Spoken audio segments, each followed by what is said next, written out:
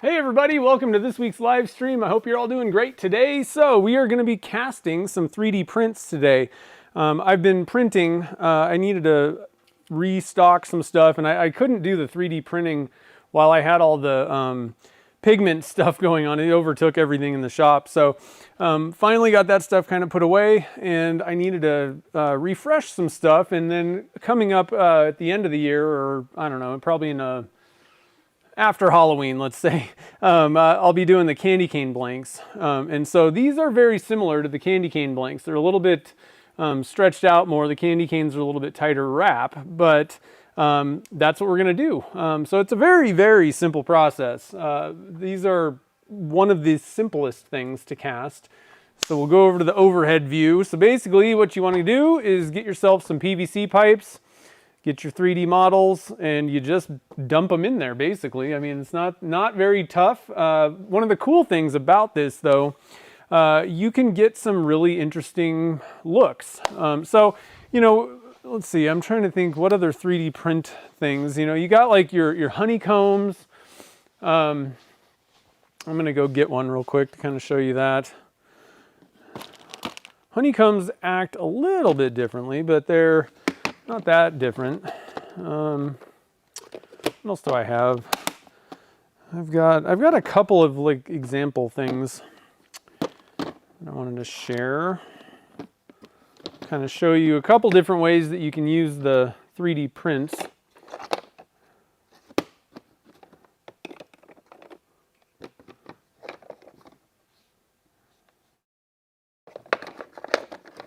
And share a couple that I have, because all these models you can purchase the print file if you have a 3D printer, and you can make your own. And I don't think it really matters. You guys know me. I prefer the resin 3D printers if you're going to do pens, but I don't really think that there's any reason why you couldn't print any of these. I'm trying to think if there's something that would cause an issue printing any of them on a regular printer. So you got like honeycomb. So, you know, these guys are obviously, they're going to be tube type. And I've got quite a few of these different kind of tube type things. I've got pinstripes as well, which make, depending on which color you print out, you can make something like this, a pinstripe blank. And it's just, you know, pinstripes that you drop into a tube. Now, these ones, like the honeycombs, you're going to want to be using a single, what the heck is Jake's thing? I gotta find Jake's mold. You're going to be wanting to use something like this, where you just drop it into the slot and it's going to make a square blank. If you want a round honeycomb, Hobble Creek Craftsman, Mark, has one of those. The problem with that, though, is because, like, the way that tubes work with honeycombs and certain things, you've got to print it right. And I always had issues. I tried casting his and I couldn't get them to work. I kept getting air bubbles. So these are the easiest way to go. You just drop it in and there's no air bubbles or anything going to happen. So I still kind of like these, but you're only going to get a honeycomb thing on, you know, the two sides. You're going to have the kind of side thing on the side of your pen. So there's pluses and minuses to both versions, depending on what you're going for. And then you've got things that are what I call boxes. And basically you're just going to fill all the little cavities with resin. Now, these, you're going to want a pretty long working time resin to do this. You might even pull out like liquid diamonds, something like, you know, that's a pretty long working time. You can do it with clear slow, but you're going to need to kind of work quick. And the way that you end up, now like this one, you can just dump the resin in. So it's a very simple one, the stars. But things that have all these different cavities, what you're going to want to do is pick yourself up some syringes. And they're pretty cheap. You can get like a big old box of syringes. I don't know how many I've gotten, but oh, I don't have the plunger thing in here. Where's my plunger? We'll go with this one. It has a plunger. Huh. Where's the plunger for that one? Anyway, usually what you end up doing is you're going to have to purchase the syringes themselves and then purchase the needles. And I want to say that 14 gauge is what I've found works best. If you get too small of a needle tip, then you can't push the stuff through, the resin, especially if you've got pigments and different stuff in there. So you'll probably want a few of these needles, depending on, what different colors you have. And then you just, suck up the resin and then squirt it in there, inject it. And there's different sizes depending on what you're doing. So I find these to be very tedious. I don't like this kind of tedious work. And if you've got a lot of really small things, like these bubble boxes are cool, but that's a lot of small holes in there, so it can be a little bit more tedious. Now the hearts are not too bad. There's just not that many cavities, and you're probably going to just do like 2 different colors most likely. So it just depends on what you're doing. But 3D printing and resin casting works extremely well together. As you guys know, Jake does the honeycombs quite a bit, and I do different things, with 3D printing. But I really like these triple helix, is what I call this model.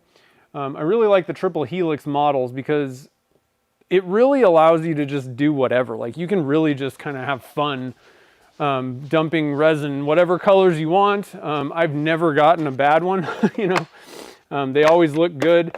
And you can do kind of more of like a swirl type thing. You can go for a solid color, just one single color. And those look good with the 3, helix coils going around. So you can kind of do whatever you want, make it as complex or simple as you please, and you're going to get good results with these things.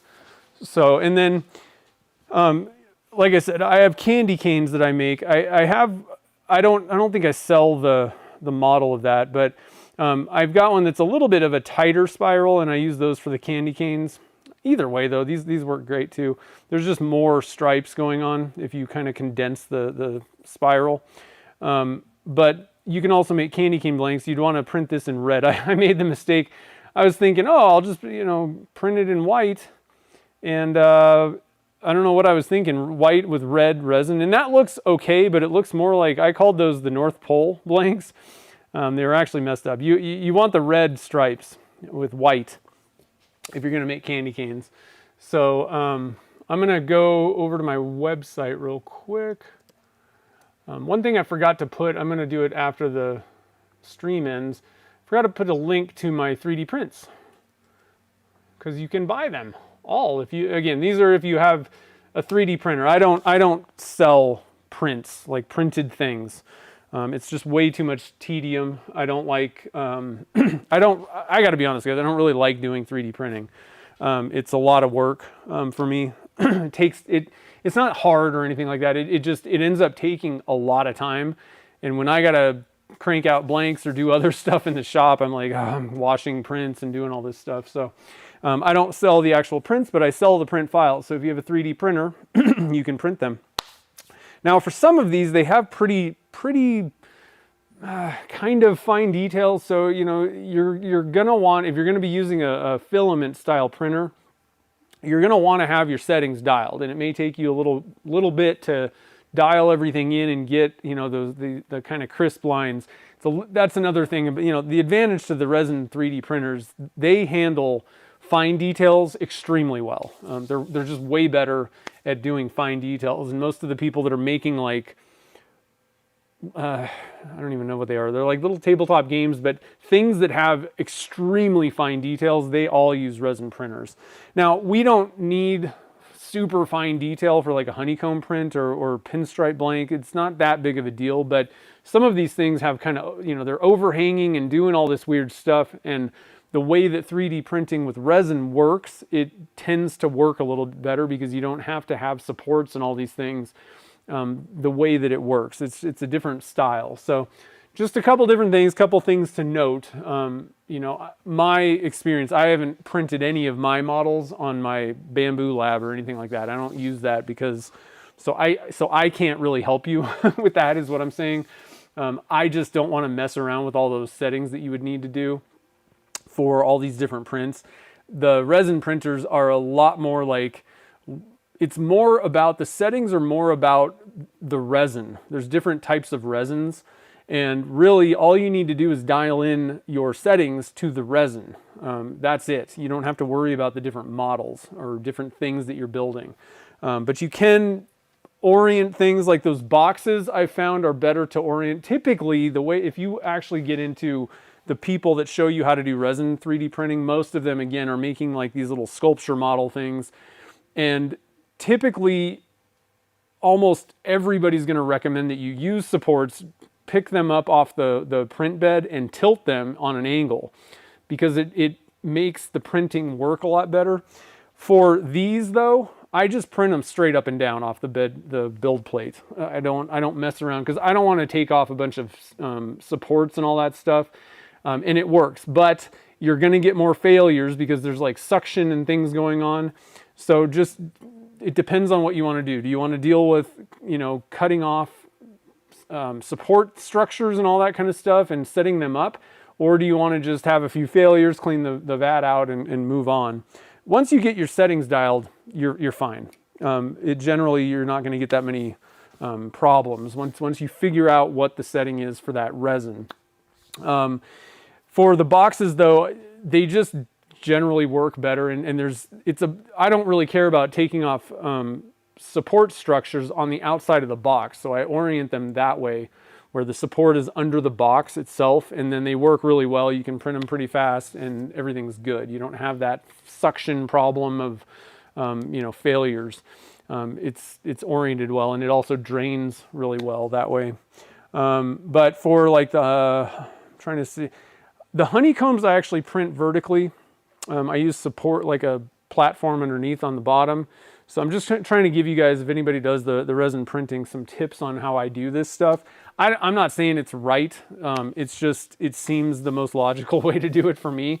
Like I said, if you really get into resin printing, pretty much everyone's going to tell you to kind of angle and turn and do all this stuff, so it's not printing just a flat thing. I just don't want to deal with the supports and all that stuff usually. So anyway, let's see here.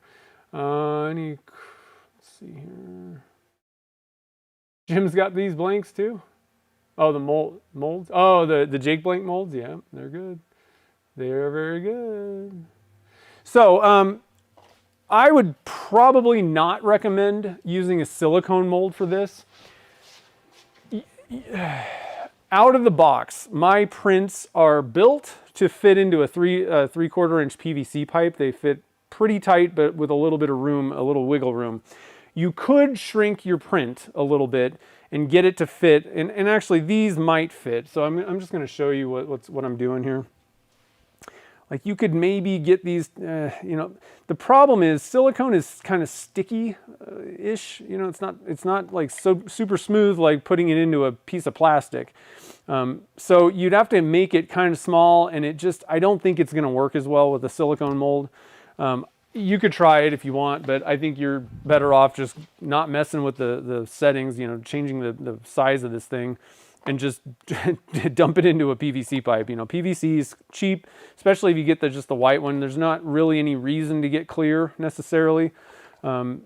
It's helpful, and I do it a little bit more just so that people can kind of see the resin going in on the video stuff, but it's not like a lot of times you can really see what's going on in there necessarily. So, you know, having clear PVC is not that big of a deal, and clear is definitely more expensive than the white. And then the plugs you can get at Turner's Warehouse, and they also have pipes, also pre-cut PVC pipes. So let me head over there real quick. Let me grab the link to these.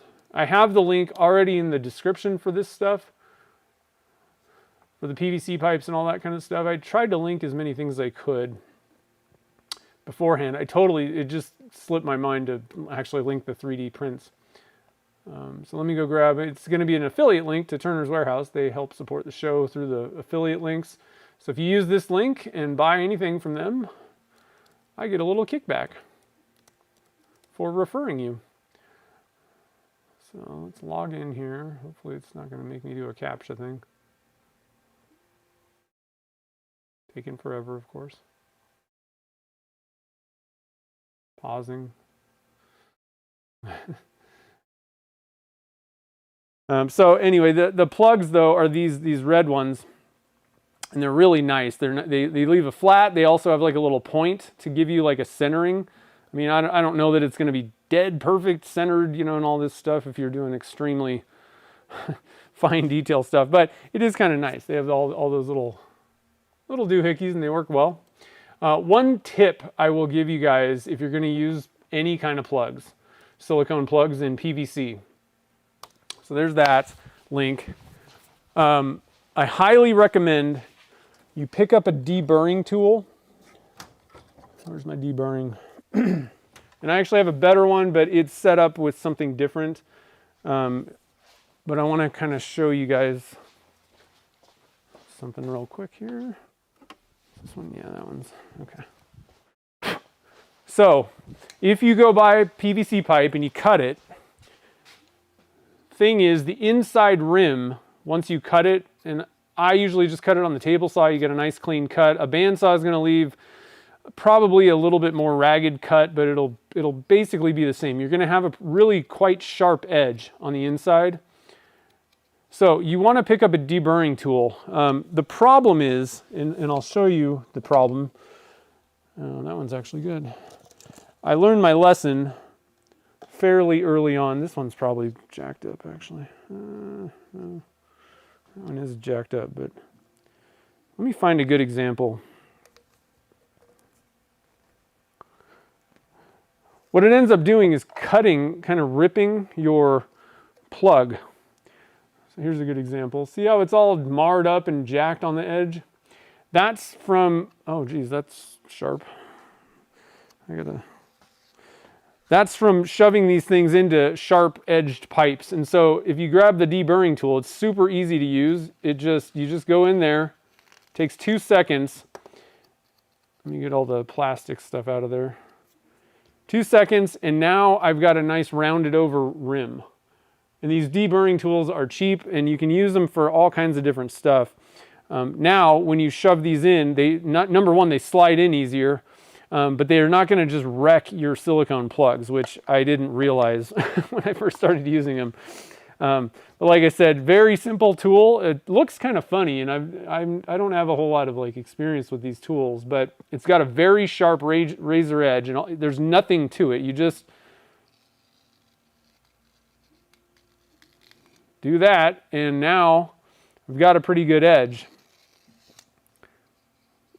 No sharpness at all. You got a nice chamfer around there, and you can use this, like I said, for all kinds of different stuff.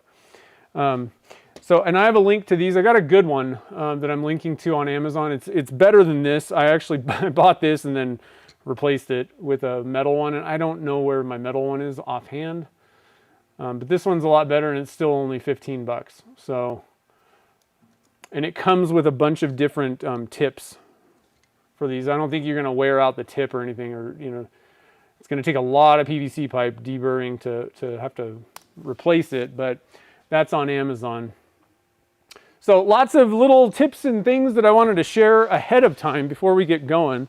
But hopefully they will be helpful if you're going to do this type of stuff. Like I said, all this stuff is very simple. There's nothing to any of this. When we start getting into the casting, I'll kind of share a couple tips with these specifically, these prints and other ones. Well, I guess let's just stop and I'll share some tips real quick right now. I got to go back and I want to share a couple tips with some of these other honeycombs, or other models, specifically the honeycomb one.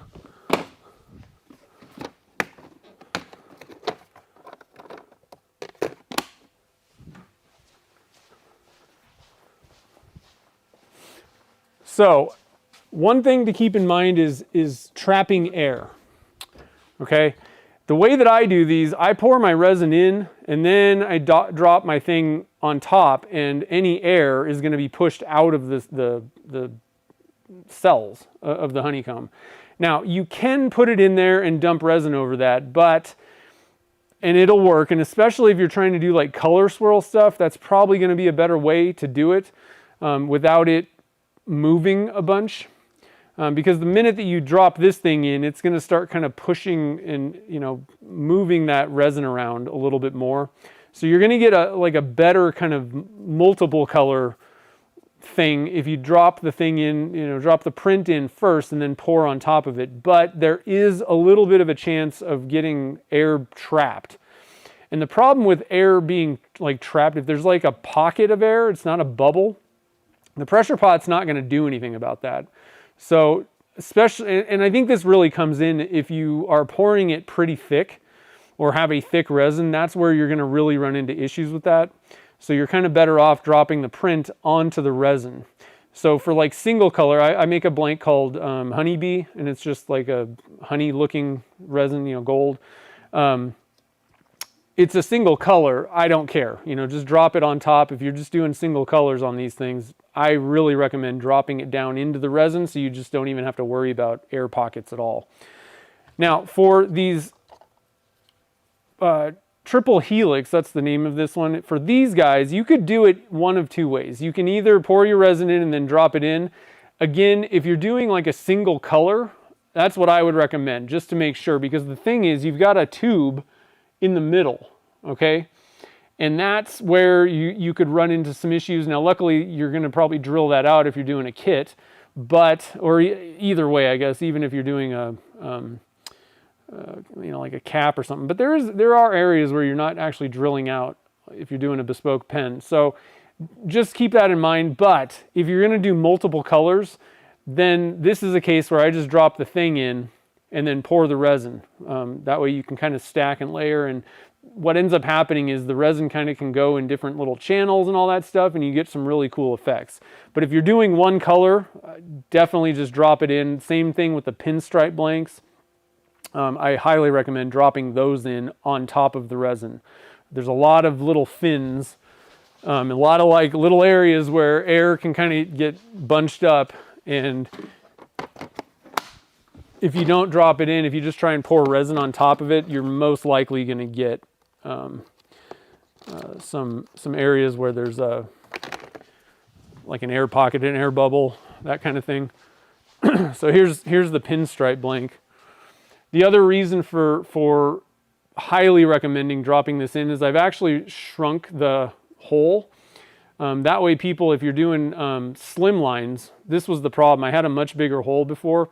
And if you did a slim line, you would break into the hole. So you wouldn't even have pinstripe areas, so especially at the ends. So the hole's a little bit smaller, and it just works better if you have the resin in the tube and then drop this thing in. But all these little crevices, you know, lots of places for air to get trapped. So like I said, two different ways to do it. I just want to make sure you can do it both ways, typically. But if you're going to pour the resin on top of the model, you're probably going to want to have thinner resin, you know, so that either means, you know, pick literally a thinner viscosity resin, or, you know, in the case of like Alumilite or something like that, it's pretty thin until it thickens up, and, you know, we're waiting for that temperature thing.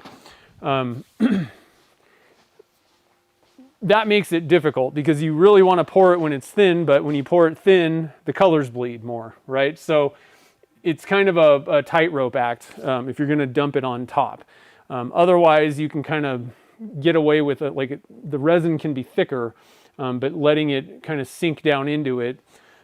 Timing is a little bit important on this, but, you know, it'll still go all the way down and you're going to be better off.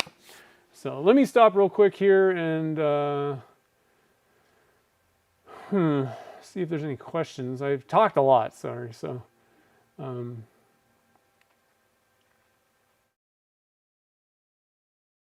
okay, so David has a question. Have a lot of cups half full of cured resin. Don't know what type of resin. Yeah, you can pour whatever on top of it. If it's been sitting for a long time, it's, you know, well over the cure time. The one thing is resin doesn't necessarily want to stick to resin because it's like basically hard plastic once it's fully cured. So you're technically better off, if you're going to layer stuff, technically you're better off pouring as soon as possible after that first layer cures. but I do it all the time with these faux burls, and it's fine. If you've got a very shiny, smooth surface, you might want to go in there with a little bit of sandpaper, possibly, but just to help adhesion. But typically, it's fine. If you're intentionally doing a multi-layer pour blank, and then pressurizing it and doing all that stuff, I would probably come in. Well, I would try to pull it out of the pressure pot as soon as possible. And then pour your next layers. It's going to bond a little bit better the sooner you can pour, if that first layer is still kind of curing, But if it's been sitting for a while and it's super hard and super smooth, then just rough it up a little bit and you can get better results. It'll be better if you do it that way. Let's see here. Oh, I lost something. Mike Taylor's here. What's up, man? Sweet. And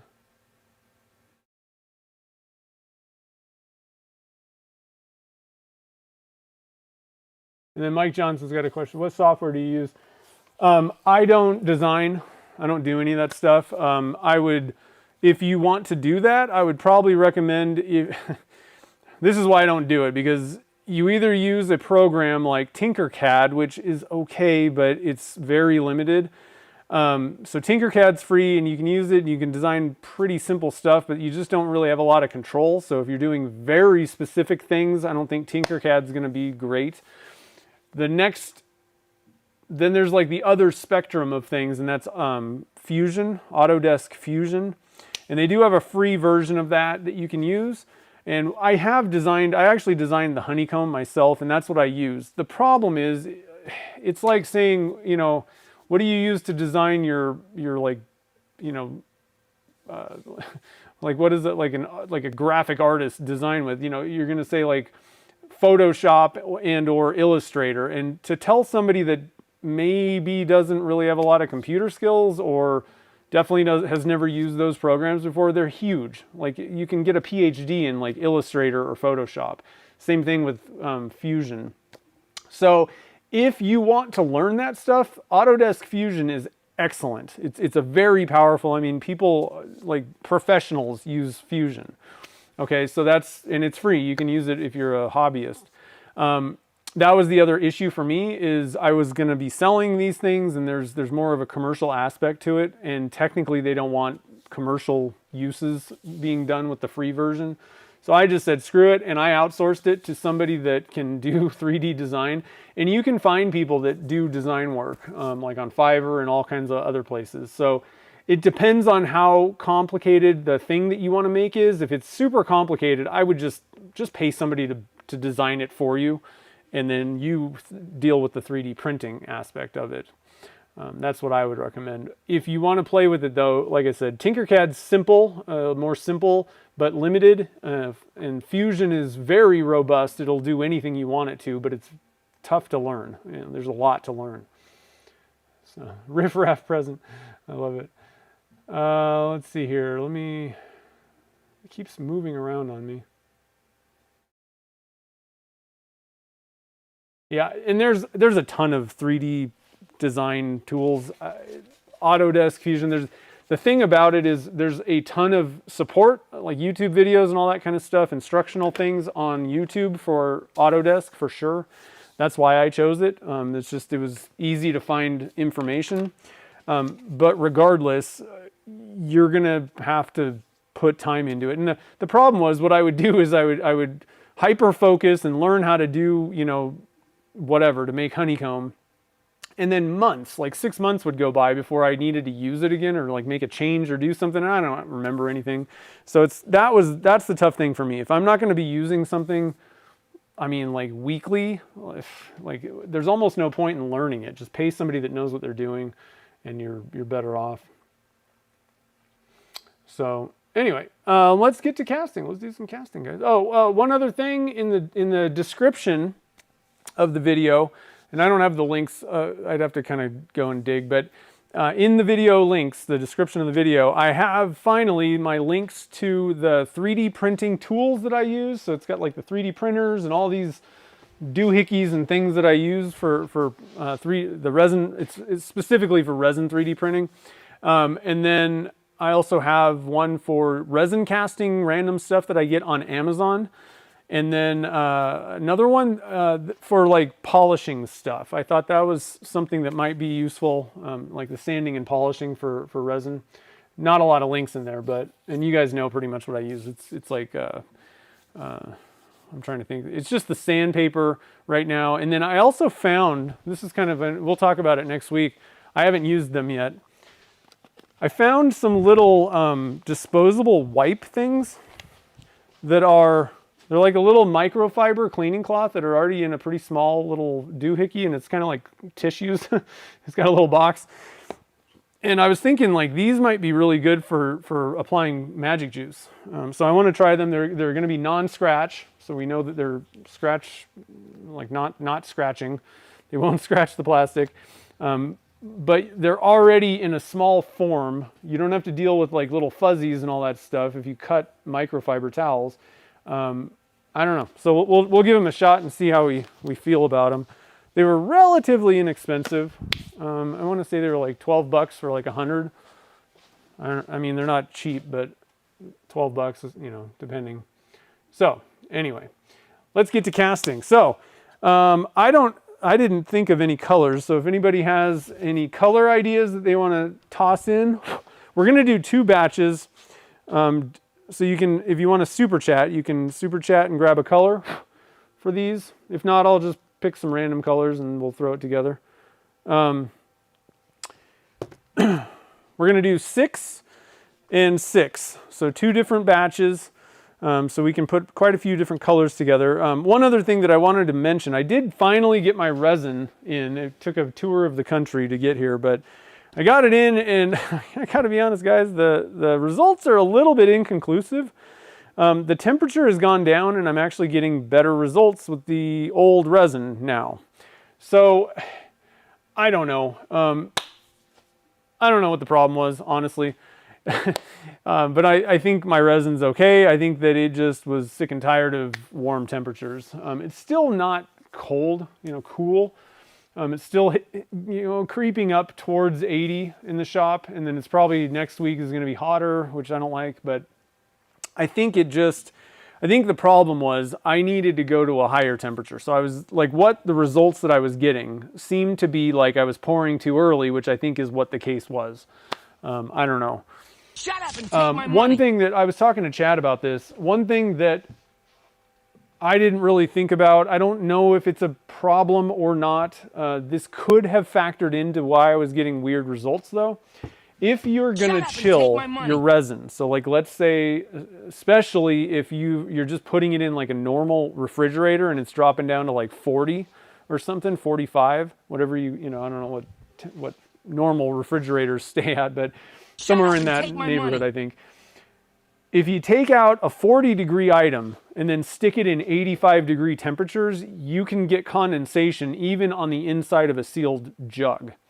Okay, and so I don't know if that was happening where that temperature change was kind of causing a little bit of maybe moisture issue, because that's another thing that I really thought was the problem with my resin.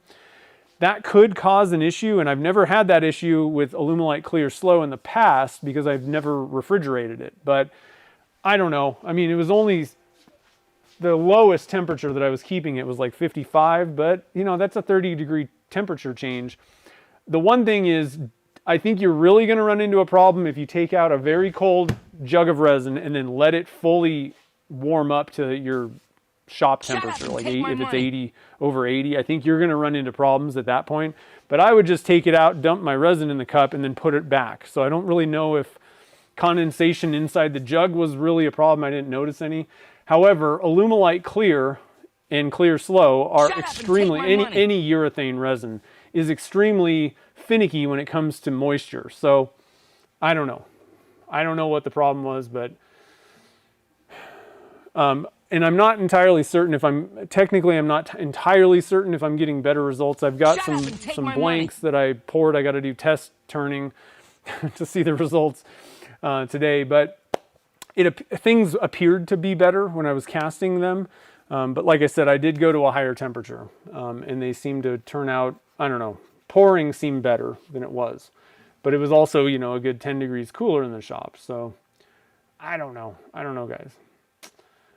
All right, so mark a red shade towards burgundy. Ooh. So let's try something. So burgundy's got, it's kind of in the purple-ish range, maroonish purple kind of thing. Let's see if we can, my, like pretty much all-time favorite. Well, one thing that could get us closer. So what I was going to say is Yamagata Red is probably my favorite. Let's go to the overhead view here. This is like, oh, it's just amazing. They have another red that looks pretty good too, but I generally, the Yamagata Red is like my favorite if you're going for red with micas. And what I was going to say is we can maybe try adding a little bit of blue to this, like blue dye, and see what we get. However, saying that the burgundy thing, I got to be honest, if you want burgundy, wine red from P-Town is pretty much dead on. Like it's pretty good. So let's go with that for the burgundy. I haven't used it for a while also, so I'm kind of like, let's give it a shot. So we got burgundy, we got, Jim says something pretty. Okay, let me keep that in the back of my mind. Kim wants something sparkling. Oh man. Gold Starlight, oh man. He's going.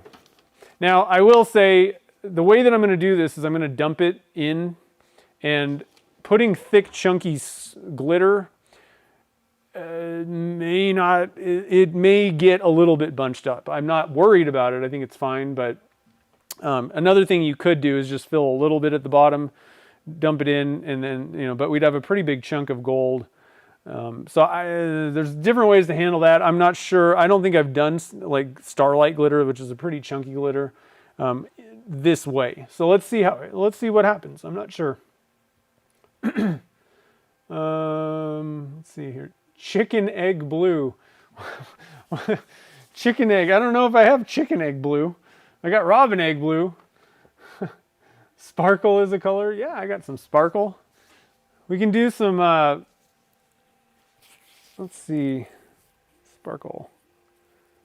Again, with like the glitters, it may not be as amazing as you might hope.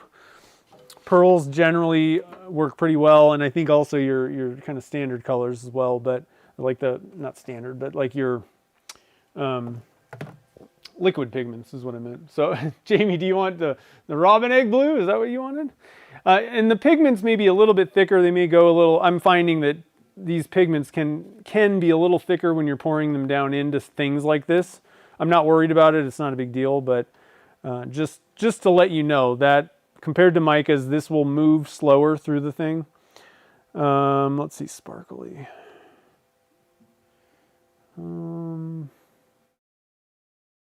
I have some random sparkly things. Let's see. Ooh.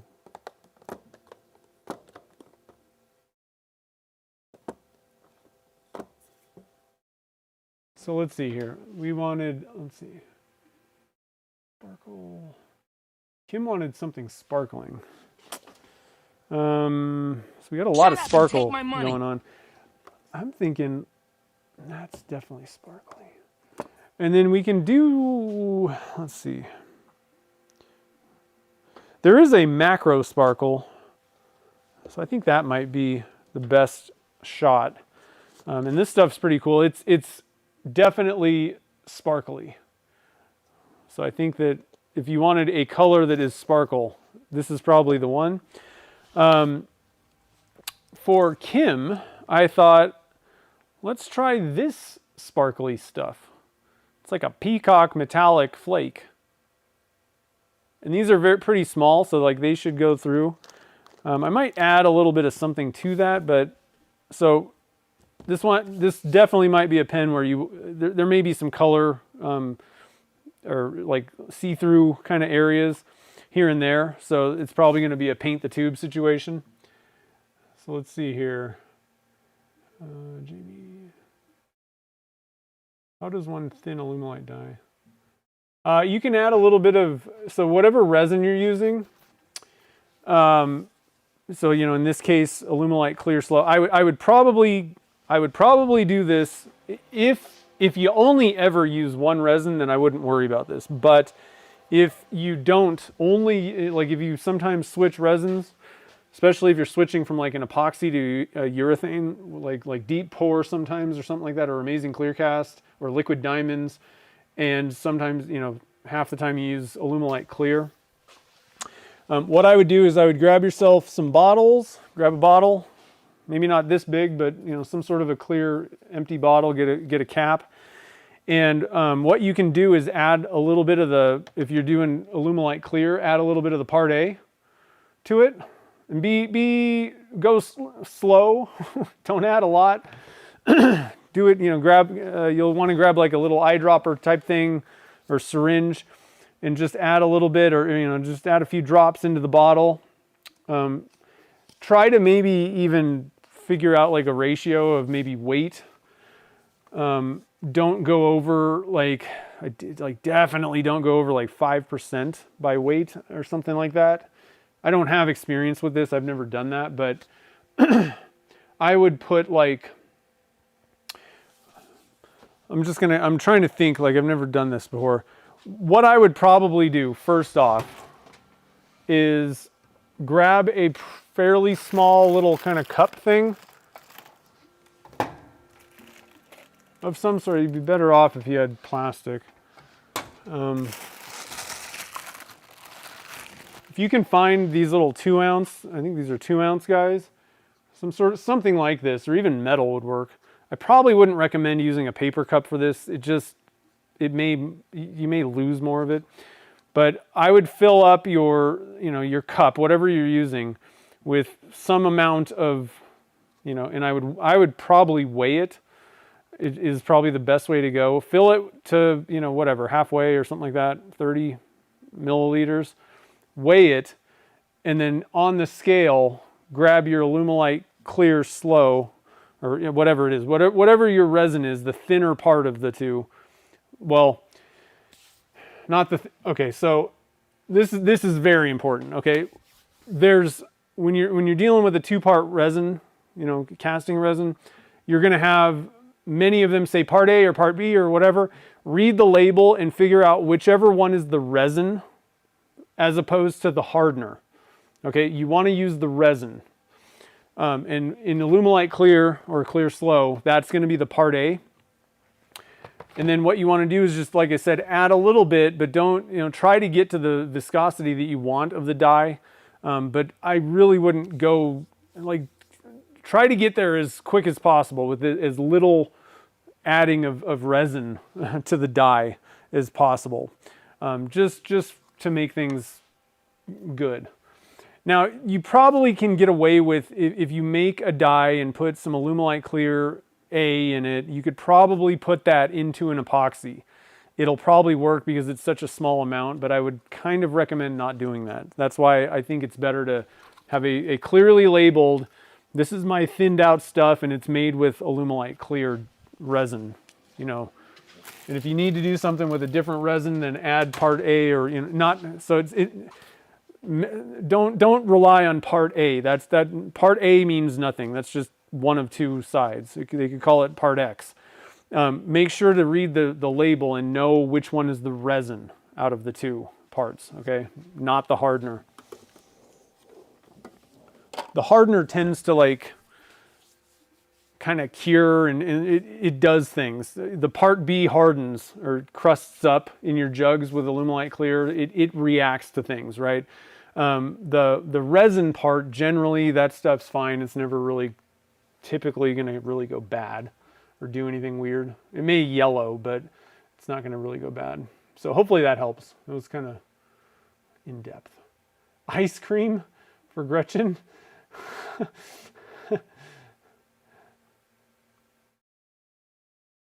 Chicken egg blue is foul. Kim likes that stuff. Yeah, that one looks pretty good. I haven't pulled that out for a while. So let me see. Can you use epoxy to adhere some of the gold? Yeah, you could do that. You could, I mean, another thing you could do is use like a 3D resin and just quickly do it. The thing is though, you know, it may work, it may not, because you're gonna cut into it. So that may or may not really work. Robin egg, that's a chicken egg. I should have called it chicken egg. Chicken egg blue, I like that. Okay, and then what is ice cream? I'm not sure what ice cream color that is. Ice cream. Yeah, me and Jim are on the same page. Okay, so we have, hold on a minute here. We got the red, let's see, Jim wanted something pretty. So let's see how many colors we have here. 1, 2, 3, 4, 5, 6, and then ice cream? I'm not sure what that is. It could be 7. So I don't want to do 7 colors. The other problem is that, like, as these temperatures are being weird to me, the window is weird, and so what I'm going to do is we're going to break out.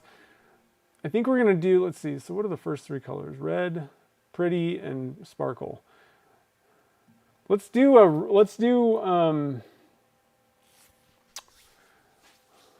then gold, macro, that one.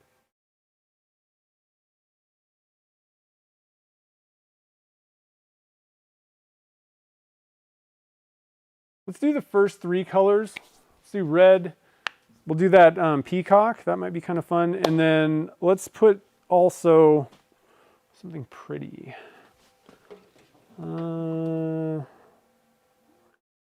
Red, turquoise, and silver could be cool. A little bit of Jungan. Maybe, let's see, red, turquoise, and pink could be pretty awesome as well.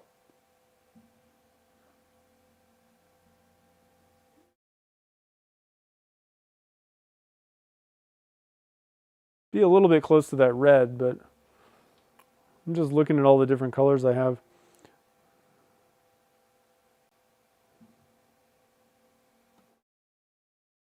Of course, we got watermelon. That might be kind of interesting. That would be a different type of thing than the wine red.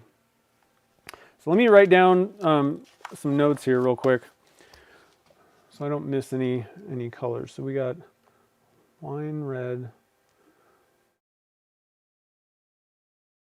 pretty, sparkling. Let's see, peacock, glitter. We'll call it gold starlight.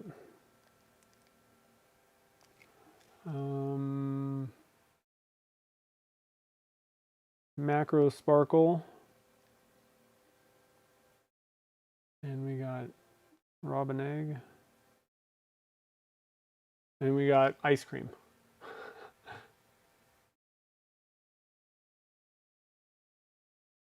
I don't know where Mike went.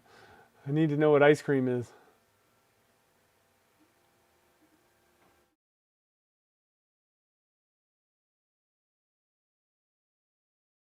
Okay. So, yeah, what do you think, Jim? It was Jim, right? Yeah, Jim. What do you think about watermelon? Do a little bit of watermelon color lab. We'll have wine red, pink, watermelon, and peacock. That'd be kind of fun. And then we'll do the other 4, which will be gold starlight, macro sparkle, and robin egg. And then whatever ice cream is for Gretchen. Might have just been get her an ice cream. That might be what he was saying, not a color. But you got to pick a color too if you're going to do it.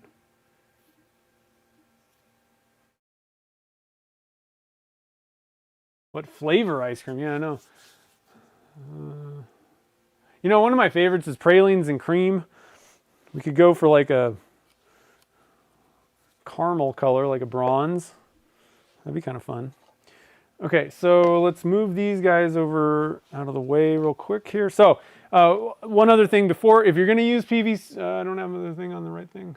If you're going to use PVC pipes, clear or not, Make sure that you spray these guys with a mold release and try and cover it well. One thing to watch out for is these aerosol cans can, like, the more that if you just hold it open, it starts kind of cooling down and you got another condensation thing going on, all right?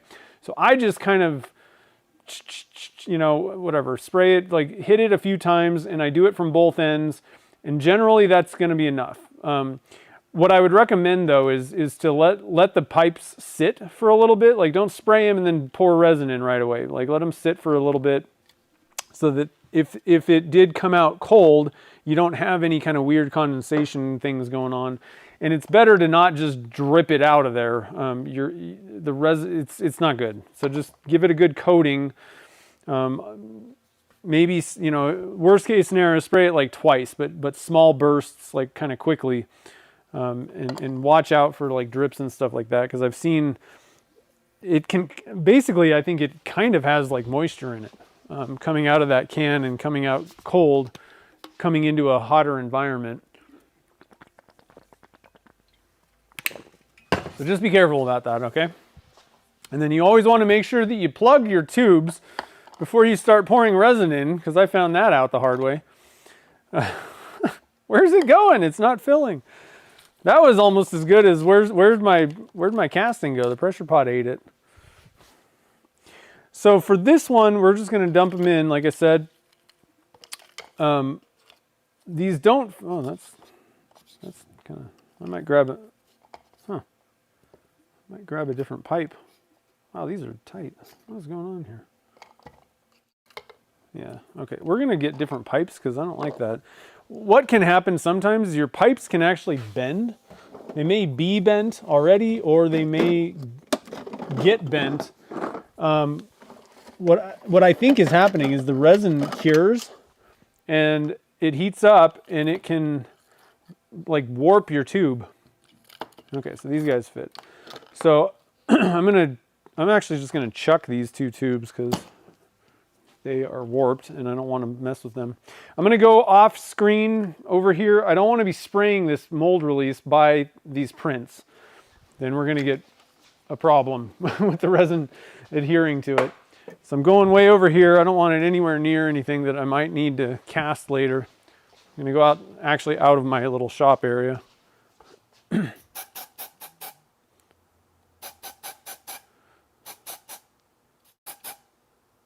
Okay, so I got one.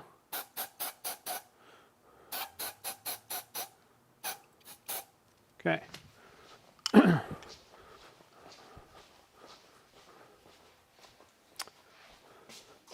One other thing, if you've got a brand new PVC pipe, a lot of times those can be a little sticky. That's definitely an area where I would recommend spraying it twice.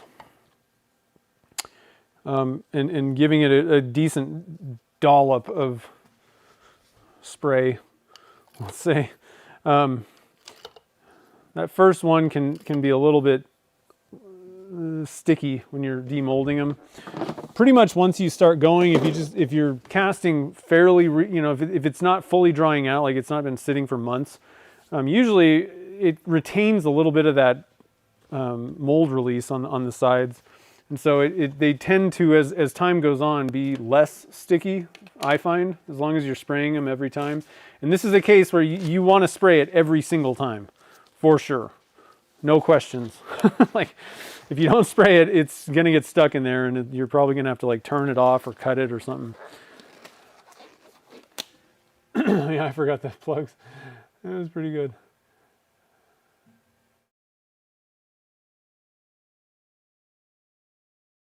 Under fill or underhill? There he is, Mike. Ice cream swirl flavor they have in the ice cream. Yeah, I remember Waco. Oh. Or Gretchen could just take the money and buy ice cream. Remember that ice cream swirl flavor? Man.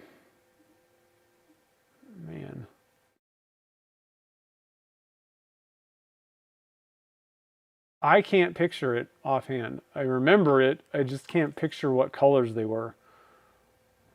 Was it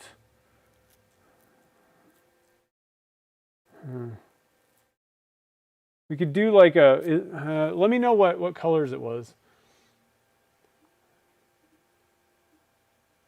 I think I forgot the plug on like 1 or something. I'm pouring and it's just dumping out. Maybe all of them, I don't know. It was not good. It was a mess. Okay, so today is 9/13. And luckily we have some time to find out what the ice cream flavor color was. We're doing triple Helix.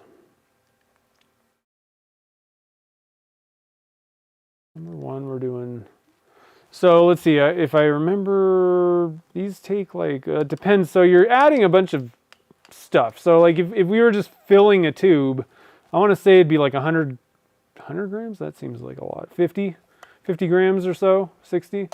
But we're putting a thing in here, an object, so it is going to take up some space. So I want to say that, like, I don't know, I'm still going to probably just mix up, I think 50 per tube should work.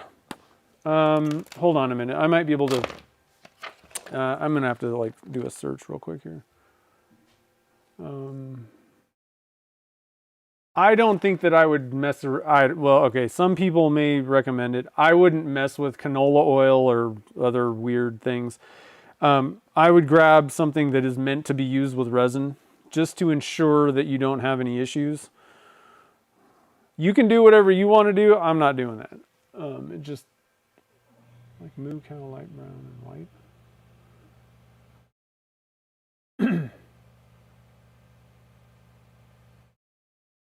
Yeah, I don't know. I don't think the mold, well, some of them may be oil-based, but if you're using, you know, again, this is where like urethanes and epoxies, and there's all these different things. Most likely you could use whatever. I just don't recommend it, and I'm not going to do it because, again, if you run into problems, you know, was it humidity? Was it, you know, this? Was it that? Was it the mold release? I'd rather get rid of one completely off the table, you know, of things that could cause a problem. I like to minimize those as much as possible so that if there are problems, hopefully I can figure it out. Now I'm having resin problems, but I can't figure it out. But if I was using a weird mold release, then that could be in the discussion, you know. What am I doing? So, you know, I got to look up and see if I can find. Luckily, I keep notes with this digital note thing. I don't want to transfer data. And I'm hoping that I can actually find when I did, oh, of course not. Never finds anything. Oh, there's something.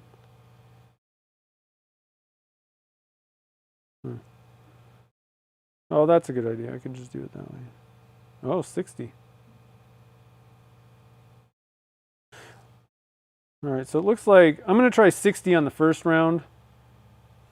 I think let me do one more thing here.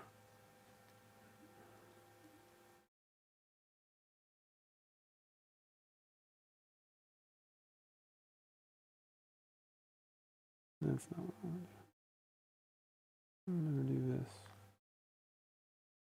Nope. Nope.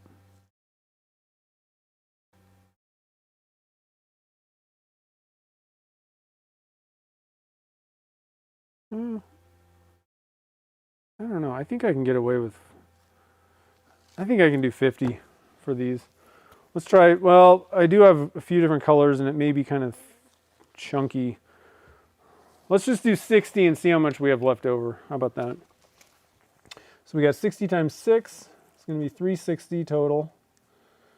So that's 180 times 2. And then we're doing, we'll just divide it into 3 here. So 120, 120, 120. We're doing wine red. We're doing the peacock metallic.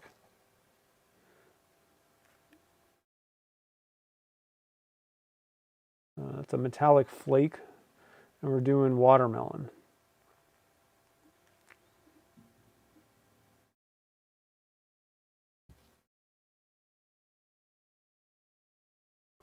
Color Lab watermelon. Probably only need about, I'm just going to do like 1.5% of that. Maybe 2%. We'll do 2%. The peacock metallic flake. So thing is, these are really small chunks. We're going to have to put a lot of that in there to kind of, it's still going to be see-through, just to let you know. And then for the wine red, a half teaspoon should do the trick. I'm going to say probably like 2 teaspoons of the metallic flake. We'll see how that looks when we do it. Back to work. Oh no. That's no fun.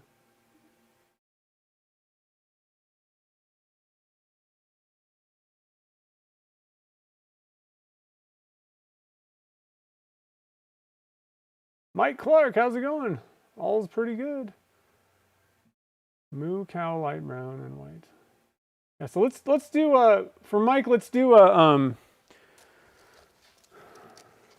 we're already gonna have some white in there, so let's do bronze. I think that'll be kind of cool. It'll be something different. I don't pick that one a lot either. Okay, so I'm gonna get a mixing cup. This thing's pretty full. Just gonna pop this guy out. It was getting pretty thick in there, so it was ready to come out. So we got ourselves a mixing cup, and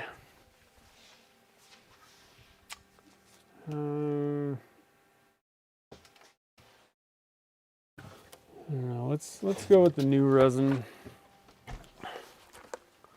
So we're going to do 180 times 2, 180 grams of Part A, 181, close enough.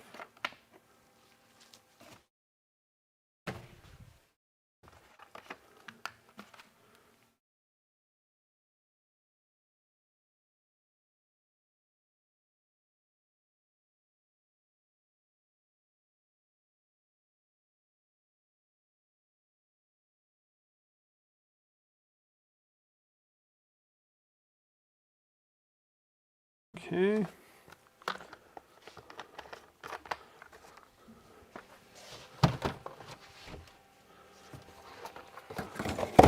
So we got our resin. Grab a stick here.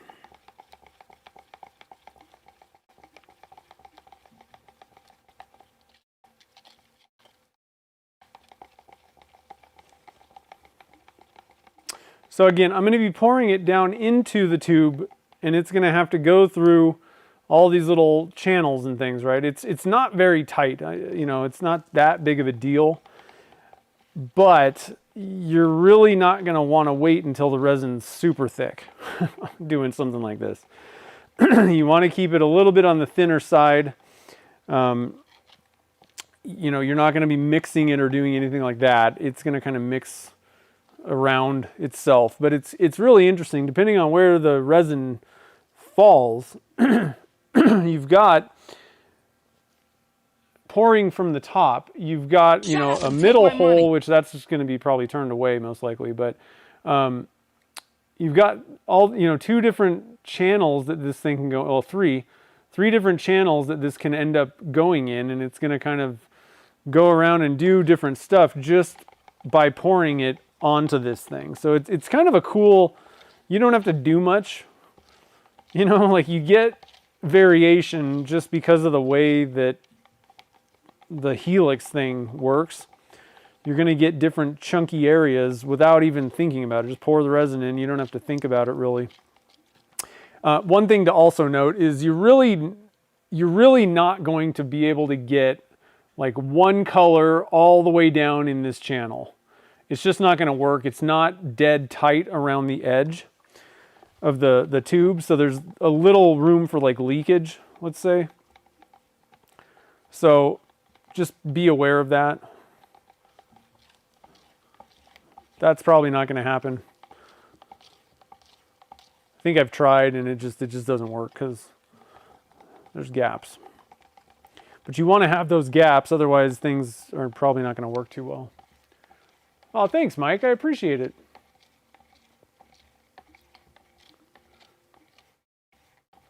Yeah, Marquetta, I don't like putting chemicals in different things. I like to stay away from things like that as much as possible. I've seen like lots of people have done it on on YouTube, and they're like, oh, I've tried cooking oil and this and that, and I'm sure it works, but you start introducing more things, like there's chemicals in these pigments, right? So you just don't know where something may react funny, and I'd rather just kind of stay away from it and go for the thing that was intended for. Now, the reality is it may be the same thing that's in a cooking oil. I don't know, for sure. But I'd rather go for the thing that's marketed to work with that. What am I doing? With that product, And Stoner is probably, they've got stuff for urethanes. The purple one is what you want to use for Alumilite, clear, and clear slow. And they also have one that's made more for epoxy. Now, I got to be honest, I would just use the purple one with epoxies typically, and it worked fine. I'm kind of contradicting myself there, aren't I? But I know that out of all the resins, urethanes are the most finicky. So it's rare that, if something that works with urethane is not going to work with epoxy, So that's why I've done that. But there is a thermoset mold release, this yellow one, thermoset mold release. That's technically for like your epoxies. I don't like it. It's really greasy, and that actually reminds me of cooking spray. So it's like, I don't like it much. And that's why I just kind of use the purple one. But I don't really work with epoxies that much, and if I do, I'm not using mold releases. I'm going to dump 2 teaspoons of this peacock stuff in here. Pretty kind of over heaping teaspoons here a little bit. The more the better when you're talking about like this metallic flake stuff. It's just more likely that it's gonna be kind of see-through. You're not really. It's just stuff suspended in clear resin, whereas like micas give a little bit more body to the resin, colors it more. All right, so let's start pouring these guys out. We got 130. Let's see, 120. Is that right? 360. Yep. Hopefully I did that math right. Let's see. Yeah. Okay. Pretty sure I did, but it's always good to double check yourself. So 120 or so. These don't really don't need to be perfect. It's not going to make much difference. So we got 120. I'm going to wait to put the pigment in a little while. That is one thing that I have noticed is if you wait a little bit before you put these liquid pigments in, especially. I don't know that I'd really wait for the micas typically, but the liquid pigments, that some colors tend to heat up quicker than others. If you wait a while, now you don't want to wait until it's like thick to add it to the resin, because then it may be hard to mix in. But if you can kind of wait till you start approaching your pour temperature, you probably are going to get less variation between different colors if they do fall into that like category. They tend to do that. Where I've found issues, black dyes typically are on the problematic side. Wow, that didn't really work out. I don't think did I do that right? Oh, was that only 290 that I mixed? I don't think I did that right.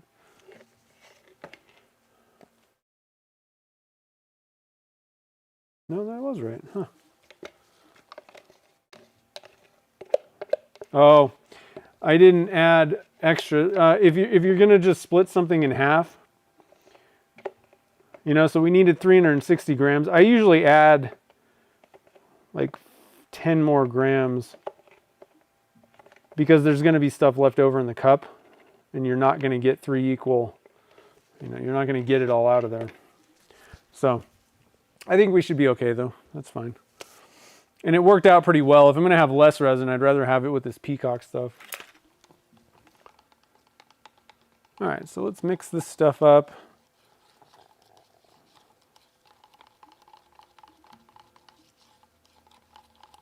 Yeah, that's a pretty nice little color, that wine red. If you're going for like bright red, wine red is, that was the thing, is most of the mica powders that were a red color in the past, until like eye candy came around, most of them would be more like this. Like that was the best you were gonna get. And so I would add red dye to this. So if you've got something like this on hand, if you add the Alumilite red dye to it, it'll start brightening it up. And I even add that even with the Yamagata, but Yamagata is the brightest red that I've seen in just like straight out of the can mica powder. So here's this peacock stuff. Look at that. So 2 teaspoons looks pretty decent, I would say. Just the nature of this is it's just a glitter.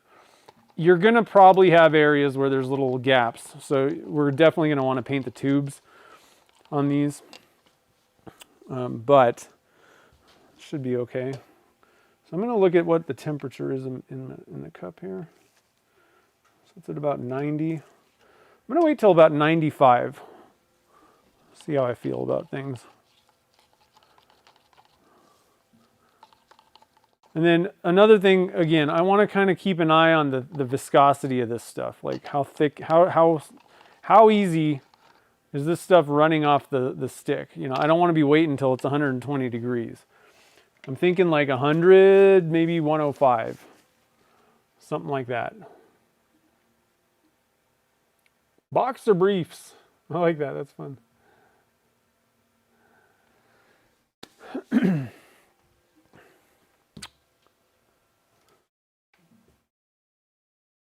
We're at 90 degrees on the temp gun.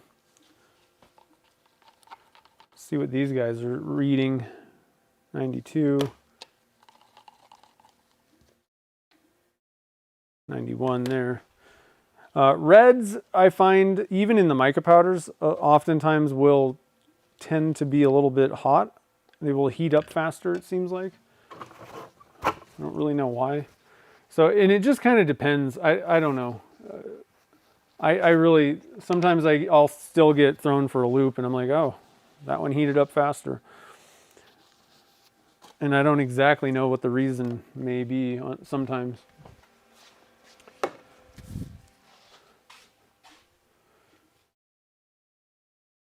All right, so I think I'm ready here. So 92 or so, 94. Oh, we're almost there anyway. Is this one open? So 2%, let's see, I didn't do the math on that. 2% of 120. 2.4, look at that.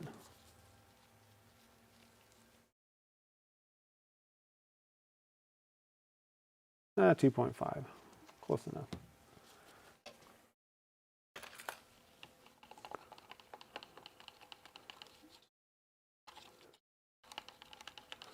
Okay, so I think we're probably getting pretty close to when I want to be pouring. We're at 97. Here's the viscosity of the pigment. That's pretty thick, honestly. Yeah, so I think we're good. Like 100 or so. I think 100 is the number. I don't think I want to go over that. I think realistically, I think I'm ready. Like 98, that's fine.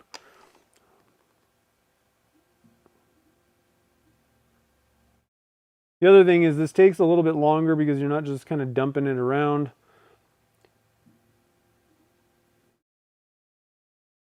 So that's another reason to pour a little bit earlier than you probably would have if you were just doing regular, regular swirl type blanks. Be a little careful of that center hole. You don't want to trap too much air. That's going to be the big culprit. Everything else is going to kind of dribble down in.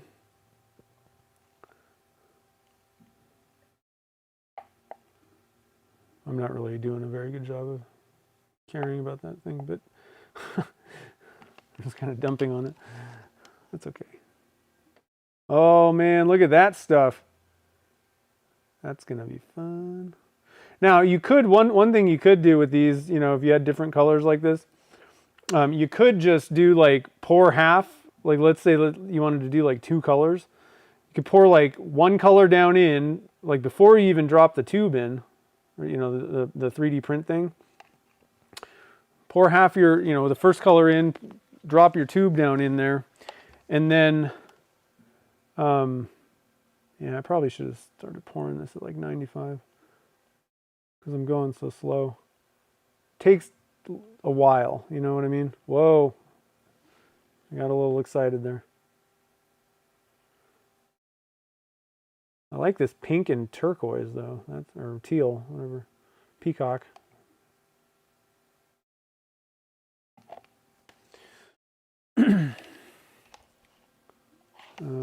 Is it wine red time? It's wine red.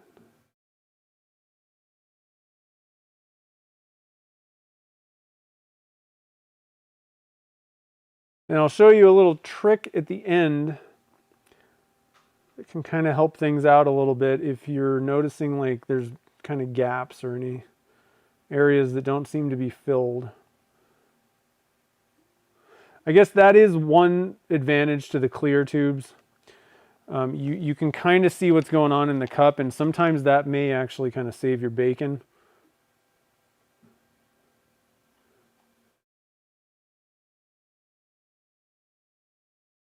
If there's like a big gap that you can see in there.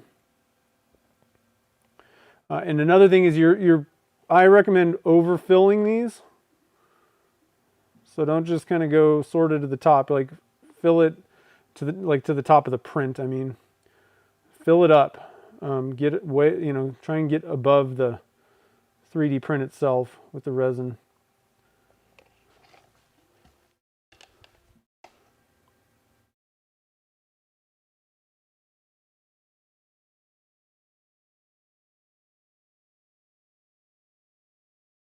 So you can see, this is the tricky thing about casting, and with these in particular. You don't really want all the resin to like bleed together, so you want to wait, but you don't want to wait too long because it's going to end up taking longer, right? So it's this kind of balancing act. I haven't poured these for a while, and so this first one I'm kind of learning a little bit. I think that 95 would have been a better option to start pouring at. We're not going to run into problems, but I think that 95 would have been kind of the sweet spot, just because you got to kind of move a little bit slower than I normally would.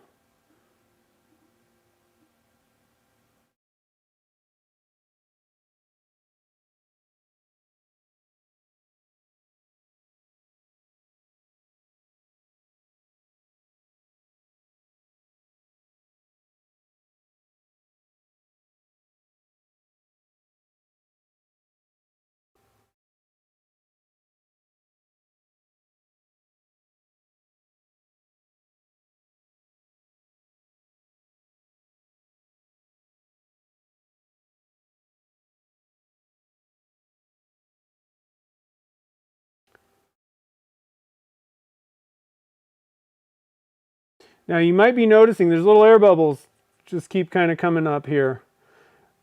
That means that there's little gaps here and there. Now the pressure pot's going to kind of take care of that, and the resin will settle down and into the, things should be fine, and the pressure pot should take care of it. But one thing that I recommend doing is grabbing just grab something like a toothpick or something, and then you can kind of grab on to the print and just kind of turn it. that can kind of help. You're going to be stirring the resin up a bit. I don't think that's going to really be a problem. Wow, this stuff's kind of thick. Yeah, 95 would have been better. But I think this just kind of helps any air bubbles and pockets kind of get out of there. All right, and we are done. Wish I could show you the side view. These look crazy. These are pretty cool. I can't really show you the side view though. So I'm going to drop this guy. Let's see, I'm going to drop it in. Yeah, we're going to go over here. Drop this in here.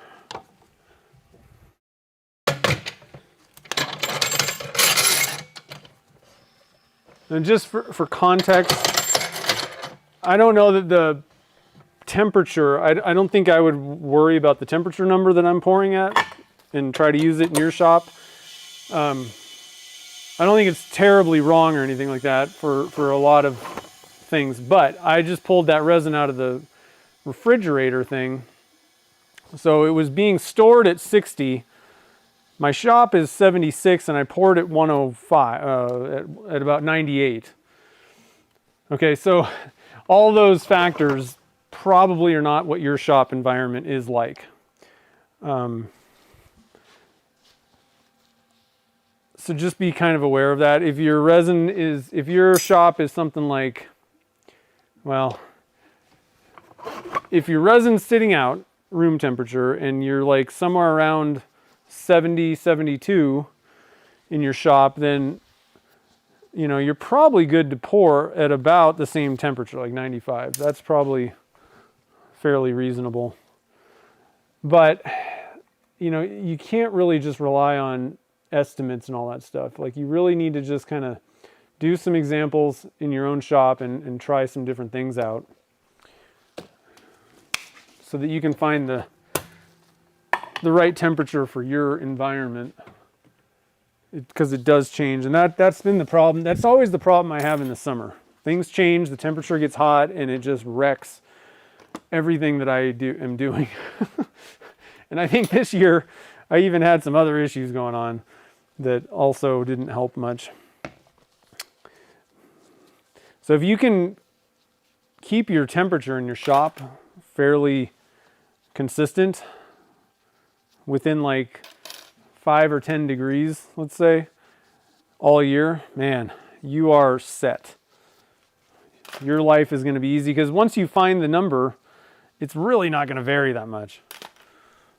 But when temperatures and humidity maybe, and other things, other factors come in, then you got to kind of play the teeter-totter game. All right, so let's see what's going on here. What do you guys think about those blanks? Yeah, those colors could be kind of Christmas ornaments. That's true. They do look like a Christmas tree.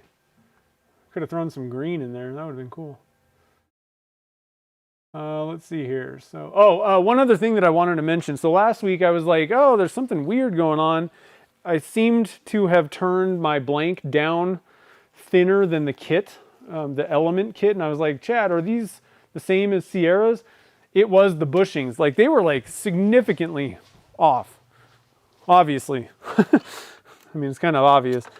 Where did I might have chucked them. Oh no, they're there, I think. I'm not sure which ones are which. I ordered some more from Brian. But yeah, like they were like off. So let's see. So I pulled out the calipers. And I gotta start it again. Turn the power on. So this one, let's see, I'm not sure which one's the messed. I think this is the messed up one. This one's coming in at 0.457.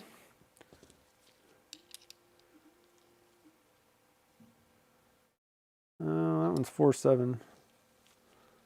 One of them was way off. 4.65. Huh. Oh, there it is. 0.45 versus 0.47 or so. Like it was a good amount off. Like that's going to be enough to not work correctly. So I just bought new bushings. Sometimes, you know, they wear down. And you got to just, you know, replace the stuff. Yeah, 10 thousandths or so. When you're off by that much, it's going to cause problems. It's going to change things. So obviously it wasn't the kit. It was the bushings were thinner than they should have been, and I was cutting to the bushings, and the blank ended up thinner than the kit where it met up. And I think the other thing is I've been doing that most likely, you know, obviously that's bushings that I've been using for all the Sierras. The one thing is, and this is kind of important with those element kits, they don't, a lot of the other Sierra kits, they kind of have like a bump, and like if you're a little bit off, it's not really going to matter because there's no edge facing like the blank itself, and that's how the element kits are. There's like a lip, and it's uncomfortable. It's kind of sharp. Whereas a lot of the other kits have like a little bump thing, a little trim thing, and so even if you were off, like it doesn't really matter because there's nothing that's making it obvious. So just be aware with the element kits, you really don't want to go too far down. Now, having said that, if you do cut a blank too thin, you know, like I did, the one thing you can do is just layer up a bunch of CA finish layers, build it up, and then cut it back down to and that'll kind of save you. You're going to have to put a finish on it, but you can layer it up to get that width back. So just something to kind of think about if you do run into that problem. It's not the end of the world, but better off not making a mistake like that. Where does whoop? It's just, yeah, I make mistakes and I go whoops-a-doodle. Let's see here.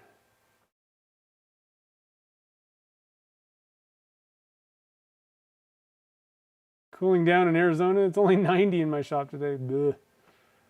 That's no fun. Let's see here.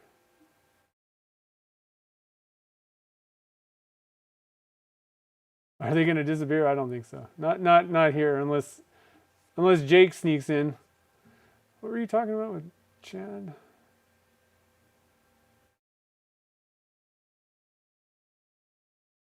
Yeah, it was starting to get so, and that is one thing that I've kind of found. Chilling Alumilite clear. So this is the first year I've ever done it with Alumilite clear slow. Yeah, the slow version.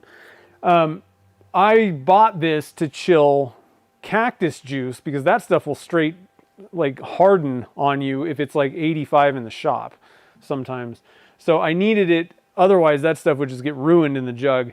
But the other one was for the Alumilite white. I would chill that stuff in the winter because it's just 2 minutes of working time. I'm like, give me some more working time. So I always did that, but I never chilled the Alumilite clear slow. The one thing that I'm kind of finding is it tends to thicken. And I think this is the problem that I was running into. It gets thicker, but it still somehow allows micas and things to move more. I can't wrap my head around it. It's thicker. It should be the right viscosity to pour, but it's not. It still has like longer. It's still open. It's not like setting up on you. It's kind of a weird thing. So be a little bit careful if you're going to refrigerate the resin. I don't know.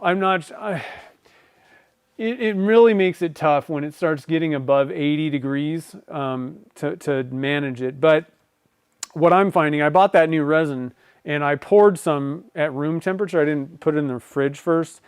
And the thing is, you just really, and this is what I did for many years, you just adjust the temperature. I mean, I'm pouring at like when it's like close to 80. I mean, I got to ramp the temperature up to like 120, 125. That's when I'm pouring. And it's the right temperature because it starts so much thinner. You have to get to a thicker, a higher temperature.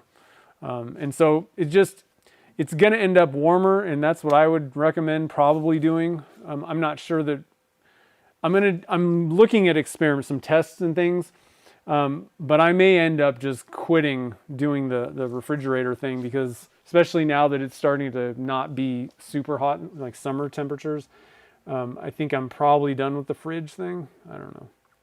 So anyway, let's move on to the next one. I'll quit talking for a minute. Okay, so number 2, I don't have a small little rack like that other one, so we're using the bigger rack.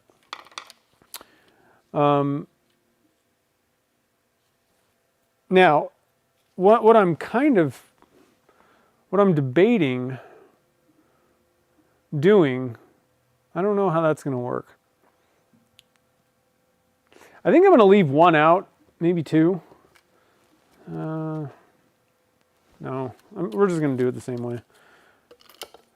I was going to say maybe I could try. Let's see, I'm going to actually flip this. One side of my prints this is where the build plate met it, and it's you have to expose for a lot longer, so it tends to like kind of puff it out. So the hole on the top, the other side basically is bigger. So I'm just flipping that. If you are doing resin 3D printing, you'll probably notice that the build plate side, it's going to typically be like spread out, and that's what overexposed looks like. It's like, okay, so number 2, we're doing, let's see, and I poured it about 98 degrees and it's 76. And I used the new low chilled. Okay. So number 2,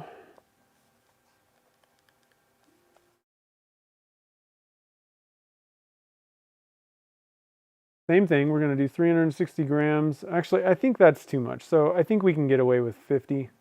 There was a lot of resin left over. 45, honestly, I think is probably correct. But let's do 50. That's a pretty significant drop per tube. So let's see what that does. So that's 300. So, you know, we're losing 60 grams, which I think we're still fine. I'm not really worried about that. I think that's probably about more in line.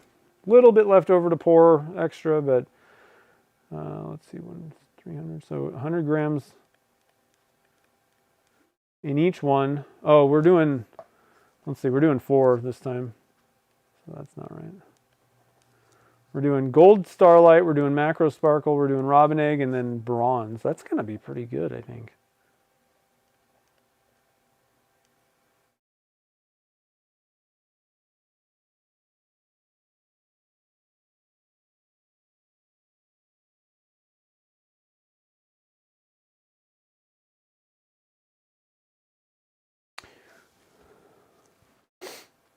Now, I think what I'm going to do on this one is try to dump out like all of the color, like pour all, you know, try and get it to, and I'll try and do it as evenly as possible, but not come back with another color, the same color twice, basically, and just see what happens, because I think it's still going to get kind of mixed up in there. So it'll be like a little bit of a, I don't know, little test kind of thing. And then we're doing bronze. All right, so, and I think in this case, what I'm going to do is pour the robin egg first, I think, because it's going to be heavy, and I don't actually want it to, I don't want the gravity to affect this. I'm doing a little experiment. I'd rather have it not be forced to kind of interact. So robin egg is going to be poured first. We're going to do, I think 1% would probably work. We're going to do 1.5%. Let's see. So 300 divided by 4, 75.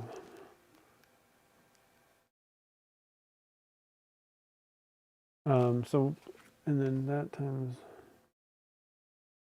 we're looking at like 1 gram, 1.1. And then for the bronze, we're going to go with, we're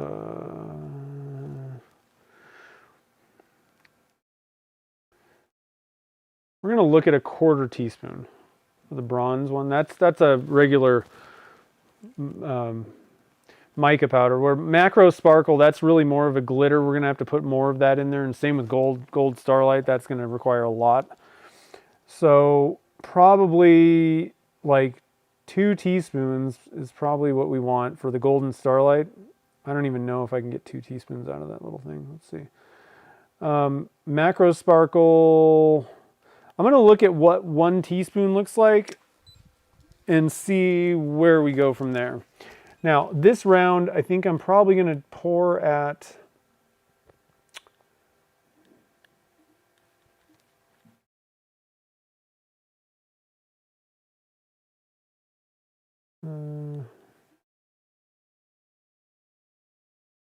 well, this one we can technically go higher, but I think 95 is probably good. Let's try 95 on this one. Like I said, I'm doing it a little bit of a different way. It should be faster, kind of, I think. I don't know. A little bit faster. You still don't want to just dump a ton on top of that. You're going to trap air. You want to kind of pour it somewhat slowly. It's very difficult, especially if you're impatient like me. But I think that's the best way to go. Here should be 0.47. Yeah. Yeah, I mean, it's a good, they were like 4 or 5. I mean, that's like 2/10, right? Or 2/100. But I mean, that's plenty. If you're 2/100 low, I mean, especially when you got a lip, your finger's gonna definitely feel that, like you're low. Thousandths, probably, you're splitting hairs at that point, but hundreds on something like in that case, like you're off. So I put my order in already. Is it on the way? All right, let's see. What am I doing here? So we're doing. Oh yeah, we got everything. We need golden starlight, and we need bronze. That's hot chocolate. Antique bronze. It's a pretty good one. Okay, so 75. We're going to use these smaller cups here. These will be plenty. And we're going to go with half teaspoon. I say half, quarter. We're going to go with a 1/4 teaspoon of bronze. I think that might be a little bit on the low side. I'm going to give it kind of a heavy quarter. My kind of rule of thumb, and this varies wildly depending on which mica powder we're actually talking about. Some of them tend to be more opaque than others, but my kind of rule of thumb is about half teaspoon per 100 grams of resin should get you pretty in the opaque range, pretty close for most of your mica powders. Now, macro sparkle is really not a mica powder. I wouldn't put it in that category, so that doesn't really work. In these glitters and things, not the same thing. But for, like Yamagata red and, mint green and camo green, all these, normal ones, Okinawa blue, half teaspoon per 100 is generally pretty close. I find they usually tend to be pretty opaque. Now for the macro sparkle, we want a teaspoon. Is that what I said? We're going to try a teaspoon and see where we're at on that. That's quite a bit, but this stuff really is not opaque. Like I said, it's more just kind of like a glitter. So we'll have to kind of see. I might have to add more once I mix it in. And I'm going to get a smaller, I'm not going to use this teaspoon thing because it won't get into this little jug. We're going to use a half teaspoon, I think should fit. And we want two teaspoons of the gold.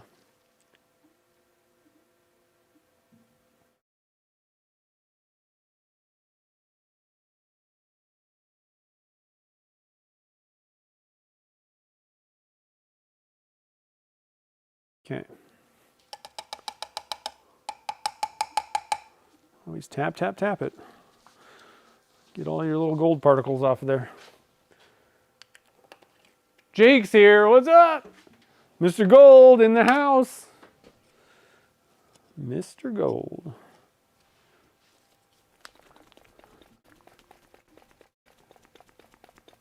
Yeah, macro sparkle is one of the funnest ones. I mean, all of those, it's because it's basically the same kind of thing as like the 14 karat nugget and the penny copper.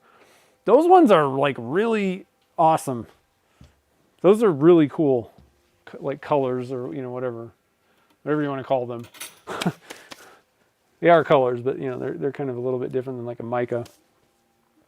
Okay, so we got everything set up. Let's get our cup Let's get the mixing cup. Oh, that one's pretty full too. Pop this guy out of here. Eventually, like if you keep just using the same cup, two things happen. One, it starts filling up kind of, and you're like losing volume that you can pour into the cup. That's not the big deal with this, but eventually what I found is if the base gets too thick on that cup, you know, the resin that's like left in there, you can't get it out. Like if it starts really growing, like it's impossible to get that big brick of resin out of there. So eventually you want to pop them out. But Jim over at Cocoon Blanks, he finally got me to reuse cups because I would clean them every single time before. And I don't know, you know, that is a way to ensure that there's no little particles or anything getting in there. But I think it's kind of, All right, so we want 155. This time I'm pouring a little extra so that I don't under it, because I actually undered that last one a little bit. What am I doing? 155. Okay, 155. So what we need is 300 grams. That's what I'm shooting. That's what, you know, we need to use. But I'm mixing up 310 or so. I'm doing 155 of each so that I'm taking into account what's left in the cup. Like you can't get every drop of resin out.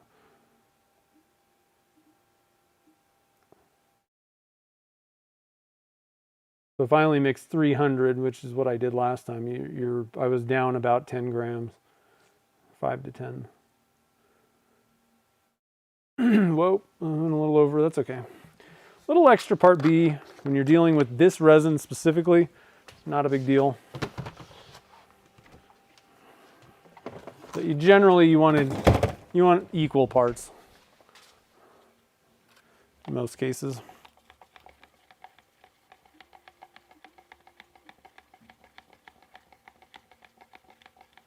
Taparoo, I know. You gotta tap it.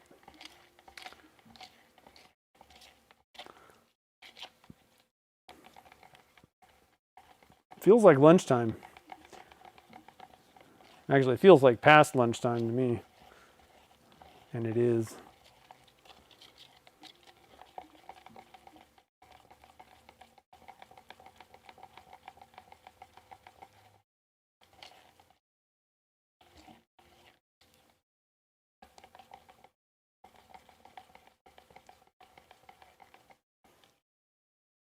All right, so we're doing 75 grams in each one of these guys.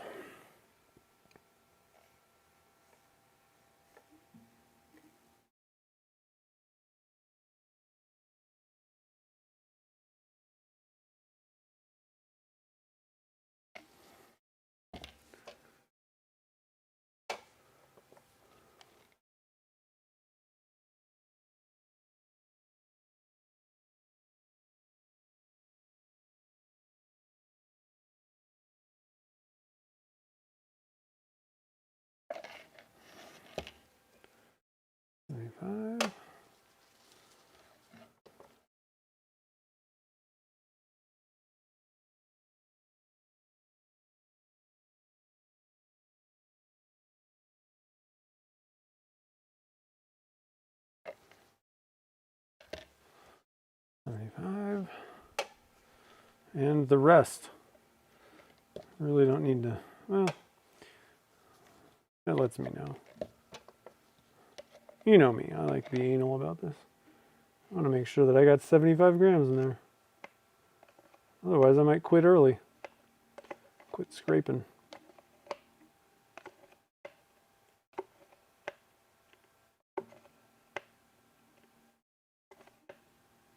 Oh yeah, we got it. Look at that. Okay. Get some stir sticks out here. Boom, boom, boom. One more for that one. Let's check out this bronze. That's looking pretty good. I'm going to zoom in a little bit. Oh yeah, there we go. Look at that bronze. So, like I said, we did a half teaspoon. That's pretty good, right? Half teaspoon per 100. Or we did kind of a heavy quarter, sorry, but it was about a half teaspoon per 100 amount. And that, for most of the micas, that'll get you in that ballpark opaque range. Like, that's usually pretty good. Some of them, though, they just tend to be like it. Some of the greens, the light, like the lime greens and stuff, a lot of the golds, yellows, it seems like you could dump the whole jug in there and it's still not going to be opaque.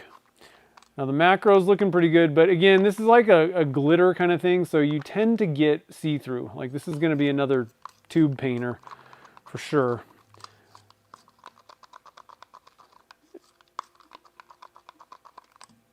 But that's looking pretty good. And then we got our gold. Another one where you got this chunky glitter, and it's just, there's going to probably be little gaps where, you know, with gold glitter, I don't really care if I can see brass. Like, if that was the whole blank, I probably wouldn't even paint the tube. If you put enough of this stuff in there, there's just going to be little windows where you can see brass. Not a big deal with gold, mica, or, you know, that stuff.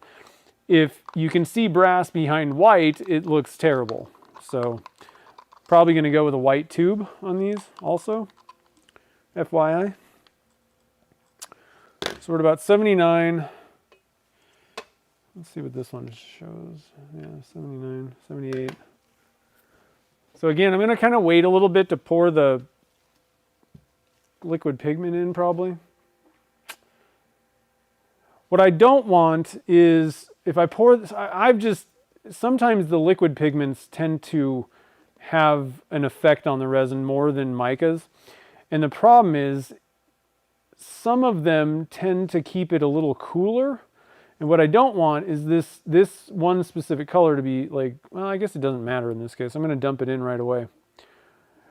If I was doing layered stuff, though, I don't want this to be cooler than the other ones, because it's also a heavier thing. And so thin and heavy, we don't want. But I'm going to dump it in right away. So I'm actually going to mix this in, and then we're actually just going to dump it because it's the first color, and pouring it thinner is fine with me in this case, right? So we want about 1.1 gram. 1.2, that's fine, I guess. Oh, it went up to 1.3. That's unacceptable. The nice thing about these liquid pigments, like these opaque colors, as opposed to when I was working with Alumilite white, if you were off, oftentimes that changed the shade, the tone of the color even, or the what do you call that? Can't think of the word. How much color is in it? I don't know. Can't think of the word.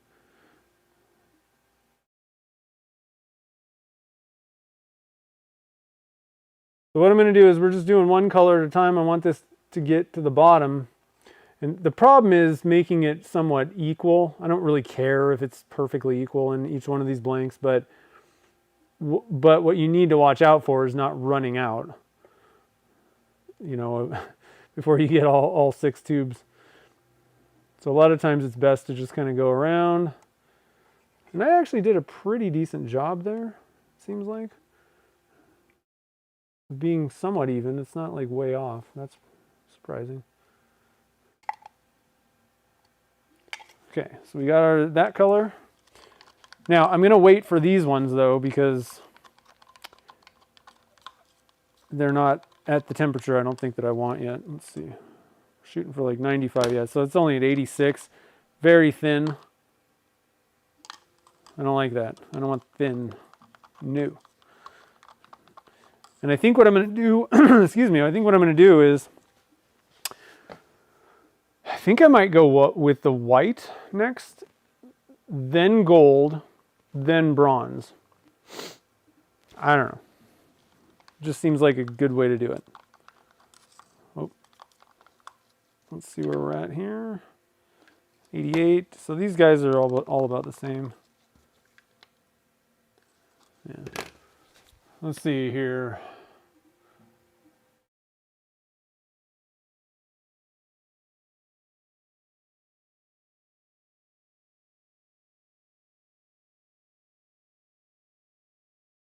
You're going to be MIA requested. That's awesome. Have fun. And congratulations.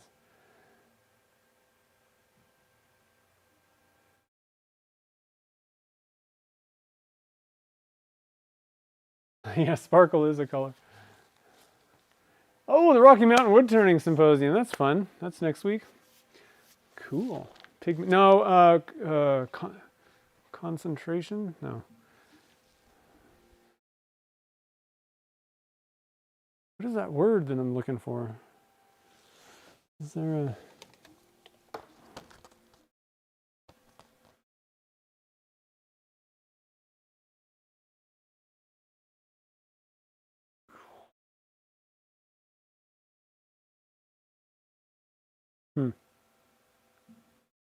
I'm looking at a color wheel right now. I still can't find it. It's like like if you add a bunch of white to a color, it reduces the, it washes it out, or whatever that word that I'm looking for is. I can't think of the word. It's like concentration, but that's not the right one.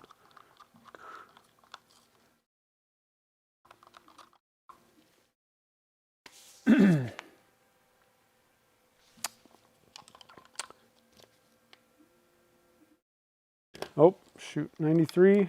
We were going to do 95. I think these 93, it's looking, that's looking good enough. So we're going to do like 93. It's about 93, 94. That's fine.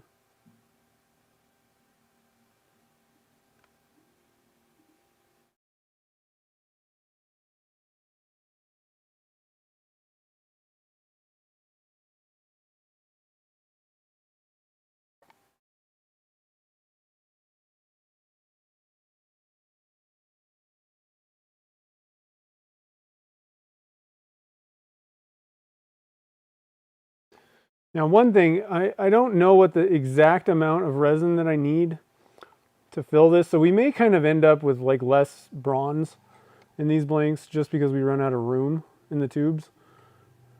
Because I mixed up more resin than I needed, you know. I'm okay with that, that's fine. But just be aware of that. That might be a thing. A design element.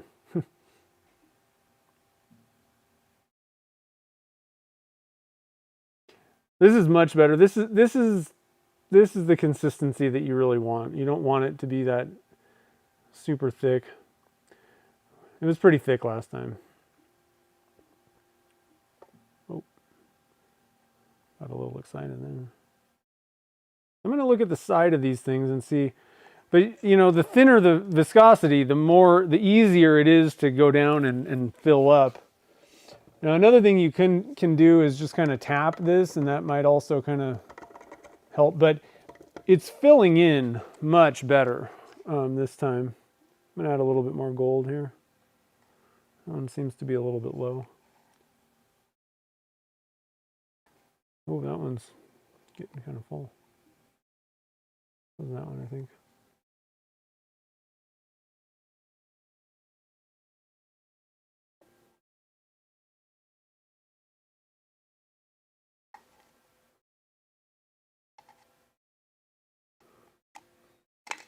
So it may be difficult, you know, maybe difficult if you're trying to get it like exactly perfect, like fourths split with these colors. That may be asking a little bit too much. You're gonna have to really on the first shot, like you're not gonna nail that.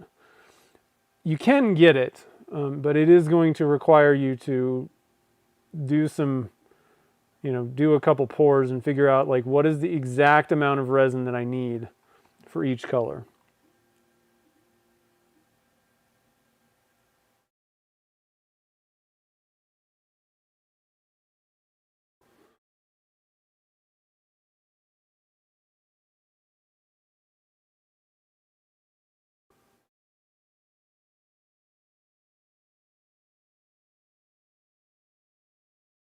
Actually, I did pretty good. The amount seems to be pretty close.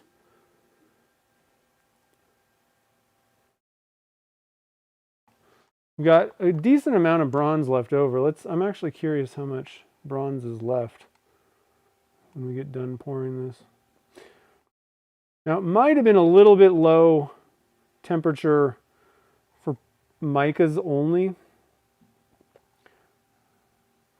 And that's the problem that I've been having, is that the temperature of my resin, usually, especially in the winter, and it may just be the temperature in my shop. I will fully admit that it's not even the resin.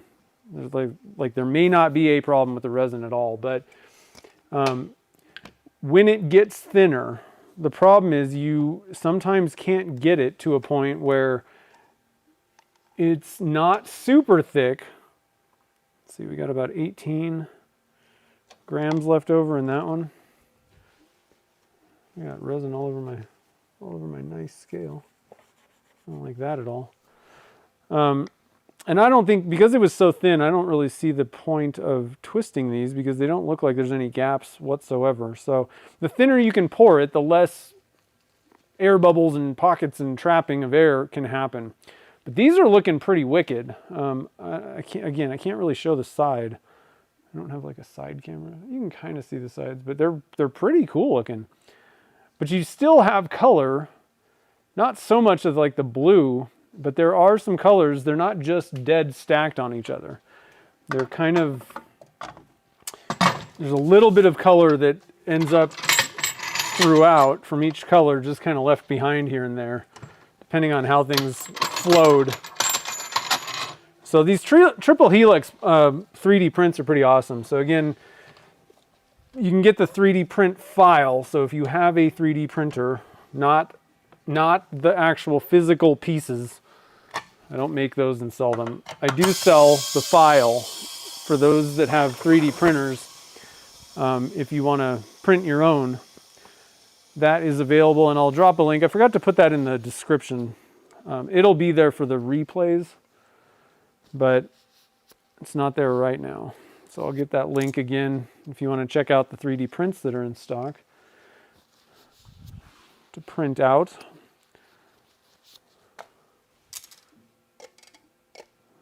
The only stipulation, you can definitely use them for if you want to sell the blanks that you make with them, but the only stipulation is you can't sell the file. No sharing, no selling of the STL file itself.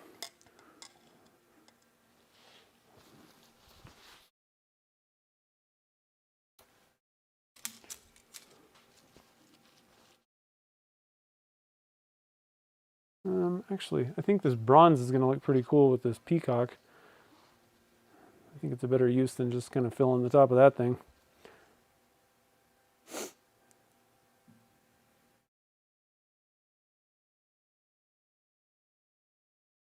Yeah, so again, with the temperatures and when you pour the resin and all that stuff, I'm really looking forward to temperatures being back to like the 3/4 of the year normal. Because part of the thing is, what ends up happening in our shop, even if it does get, like in the spring, even if it's getting up to like 75, I wasn't having a problem with the resin until we got to like August. And because the overnight temperatures were dropping enough to where it would cool off in the shop. But once we hit August, and I think this is just the problem, once it hit August, it never dropped below 75 in our shop, ever. And that's just too thin. When it's sitting out, even if it's cool, chilled, it kind of messes with things. And you just can't get to that perfect viscosity and temperature that you want. Wow, that peacock with bronze, I think I need to make some blanks like that. Maybe a little bit of silver or white or something in there. Can you guys see that? I don't want to move it too much, but man. Problem is it's still liquid in there, but that's a really good color combo. Hint, hint. If anybody wanted to make that, I think it's going to be a winner.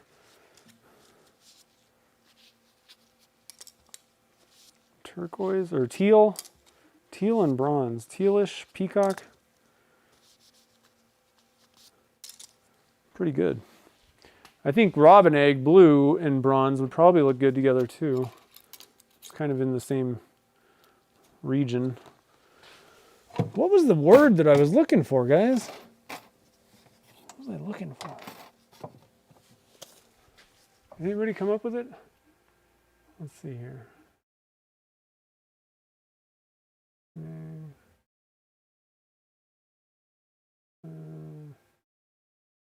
Hold on a minute.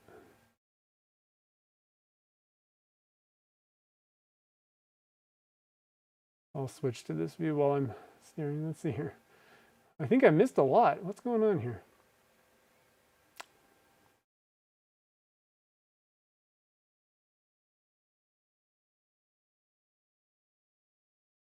Hold on a minute.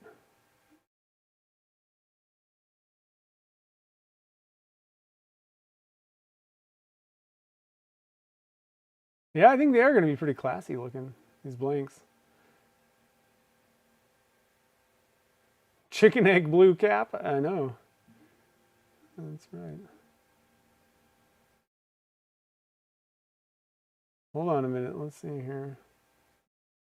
I'm just trying to catch you. You guys were talking a lot. I'm trying to catch up here. Yeah, and you can have someone else print it for you. A lot of times libraries have 3D printing capabilities, and so you can go use them. If you got a maker space anywhere near you, they will definitely be happy to help you out. Maybe you might have to pay. Probably not. If you're like, I just want to print this thing, give them a nice smile, and they're probably like, whatever, we'll just do it. So let me grab. Oh, here's the link to the 3D print files on my website. If you want to look at those. And so these blanks are going to be going into the Pen Blank Club. So Pen Blank Club members, it's going to be a little bit late because they should be going out on Monday is when I would have normally shipped.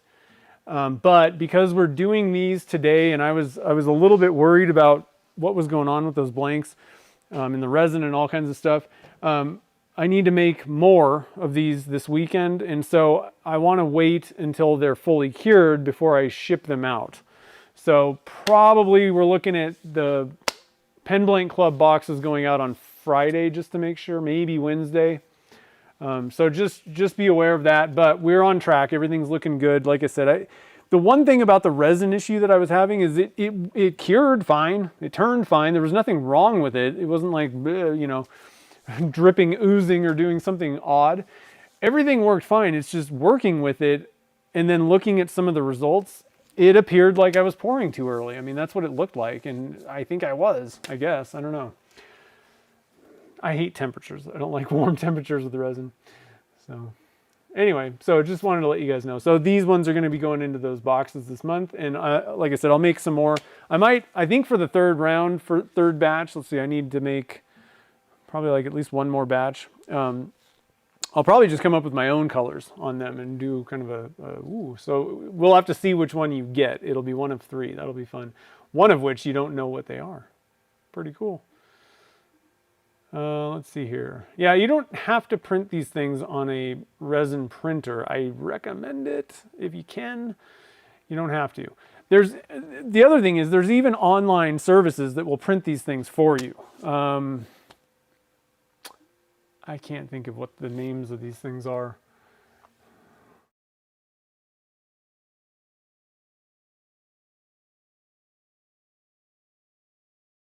I think Xometry, Shapeways. Shapeways will do it, I'm pretty sure, and Xometry. And there's one other one. And you could even find, you know, other people that will do it. Sculptio might be one.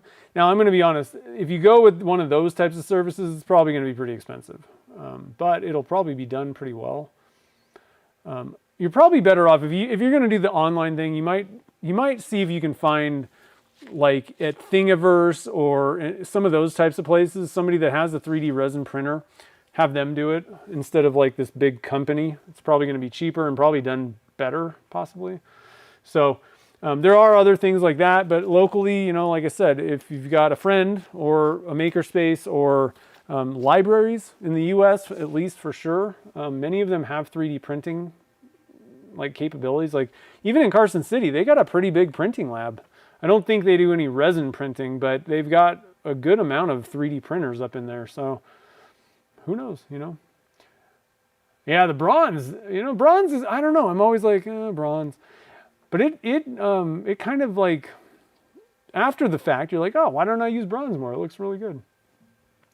So let's see.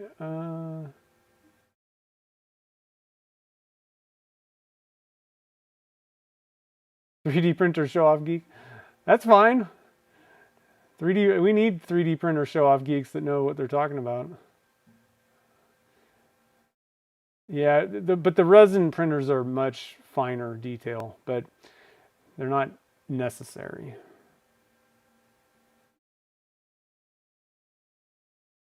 To do this type of stuff. All right, so I think that's about it, guys. So I think what I'm going to do is I want to turn one of the second batch next week. I was really excited about that. I want to see if it kind of held those divisions as well as that's kind of what I was going for. But if it didn't do that, I wouldn't be mad. So I want to kind of see how that turns out. So we'll probably do that next week. It should be pretty cool. Yeah, the honeycomb file, that one's going to be the easiest, I think. If you're going to be printing any of these things on an FDM printer, that one's definitely going to be the easiest. I think one area where there may be problems is those boxes, like we had like the hearts and like the spider web one and all those, the bubbles. If you don't have good settings, and this even actually, it's not like the resin printers are like so much better and you're guaranteed to get not this problem. What can happen on a FDM printer is I feel like it's going to be more likely that there's gaps and you're filling. You need to not have any leaks, otherwise the resin's going to fall out. So either way, I always recommend taping the outside of the box just to make sure, even if you got your print settings dialed and everything's wonderful, it's not going to hurt to put a little packing tape around the edges just to make sure if there was a little leak, it's not going to leak all over the place in your pressure pot and lose your blank. So, but the boxes should print pretty well. Most of them will. Where you're going to run into issues is the overhangs on like the triple helix and certain blanks. That's where you're going to run into problems on an FDM printer. You're probably going to have to, I don't know I've never tried it. So if anybody knows the answer to how you get that printed, it just works better because what you're doing is you're curing one layer at a time. So overhangs aren't that big of a deal depending on what they are on a resin 3D printer, because you're curing it in place, a very thin layer of each one as it goes up or down, sort of up. Yeah. So anyway, resin 3D files are on my website. The deburring tool, I will also link to that. That was something that I thought of after the fact. So again, if you're using the PVC pipes with the silicone plugs, make sure to deburr your PVC pipe or else you're just going to wreck the silicone plugs. I learned the hard way. So, much better. And for a long time, I would like pull out like a file, a sanding thing, and I was like messing around with that. But that deburring tool, oh my God, when I found and realized that how it works, like that's what it does. It takes 2 seconds to deburr, a whole host of PVC pipes. You just zip, zip, like really simple. So get one of these deburring tools. I'll link to that. Pretty good one. Like it's like $15, but it's like a metal handle. I think it's got storage for the little bits, and it comes with extra bits and all that stuff. So it's a really good one. So make sure to deburr your PVC pipes if you're using those, which is what I recommend. I don't really recommend using the silicone molds for these types of things because they're really, without changing the dimensions and also some other problems with silicone molds, they're kind of grabby, sticky. The dimensions are perfect for a PVC pipe, so 3/4 inch. So cool. Let's see here. Yeah, I'm excited. So next week we'll TBC. I used one of those deeper. Yeah, it's a machinist thing. It seems like kind of more do metal stuff. I just never had one. My dad has one too. He works on machines. He knows what it is. I was like, oh, that's neat. So anyway, guys, thanks for joining the fun. Thank you to all the super chatters. I appreciate your support and all the great colors you guys picked. These ones are going to be pretty good, I think, next week. I can't wait to see. So we're only going to turn one of them, so we won't see the first batch. I think that one's going to look pretty good too. So we'll have to see how the demolding goes and all that. But next week we'll turn the second batch up, one of them, and it should be pretty fun. So anyway, guys, I hope you have a great rest of the evening, and I'll see you guys on the next stream.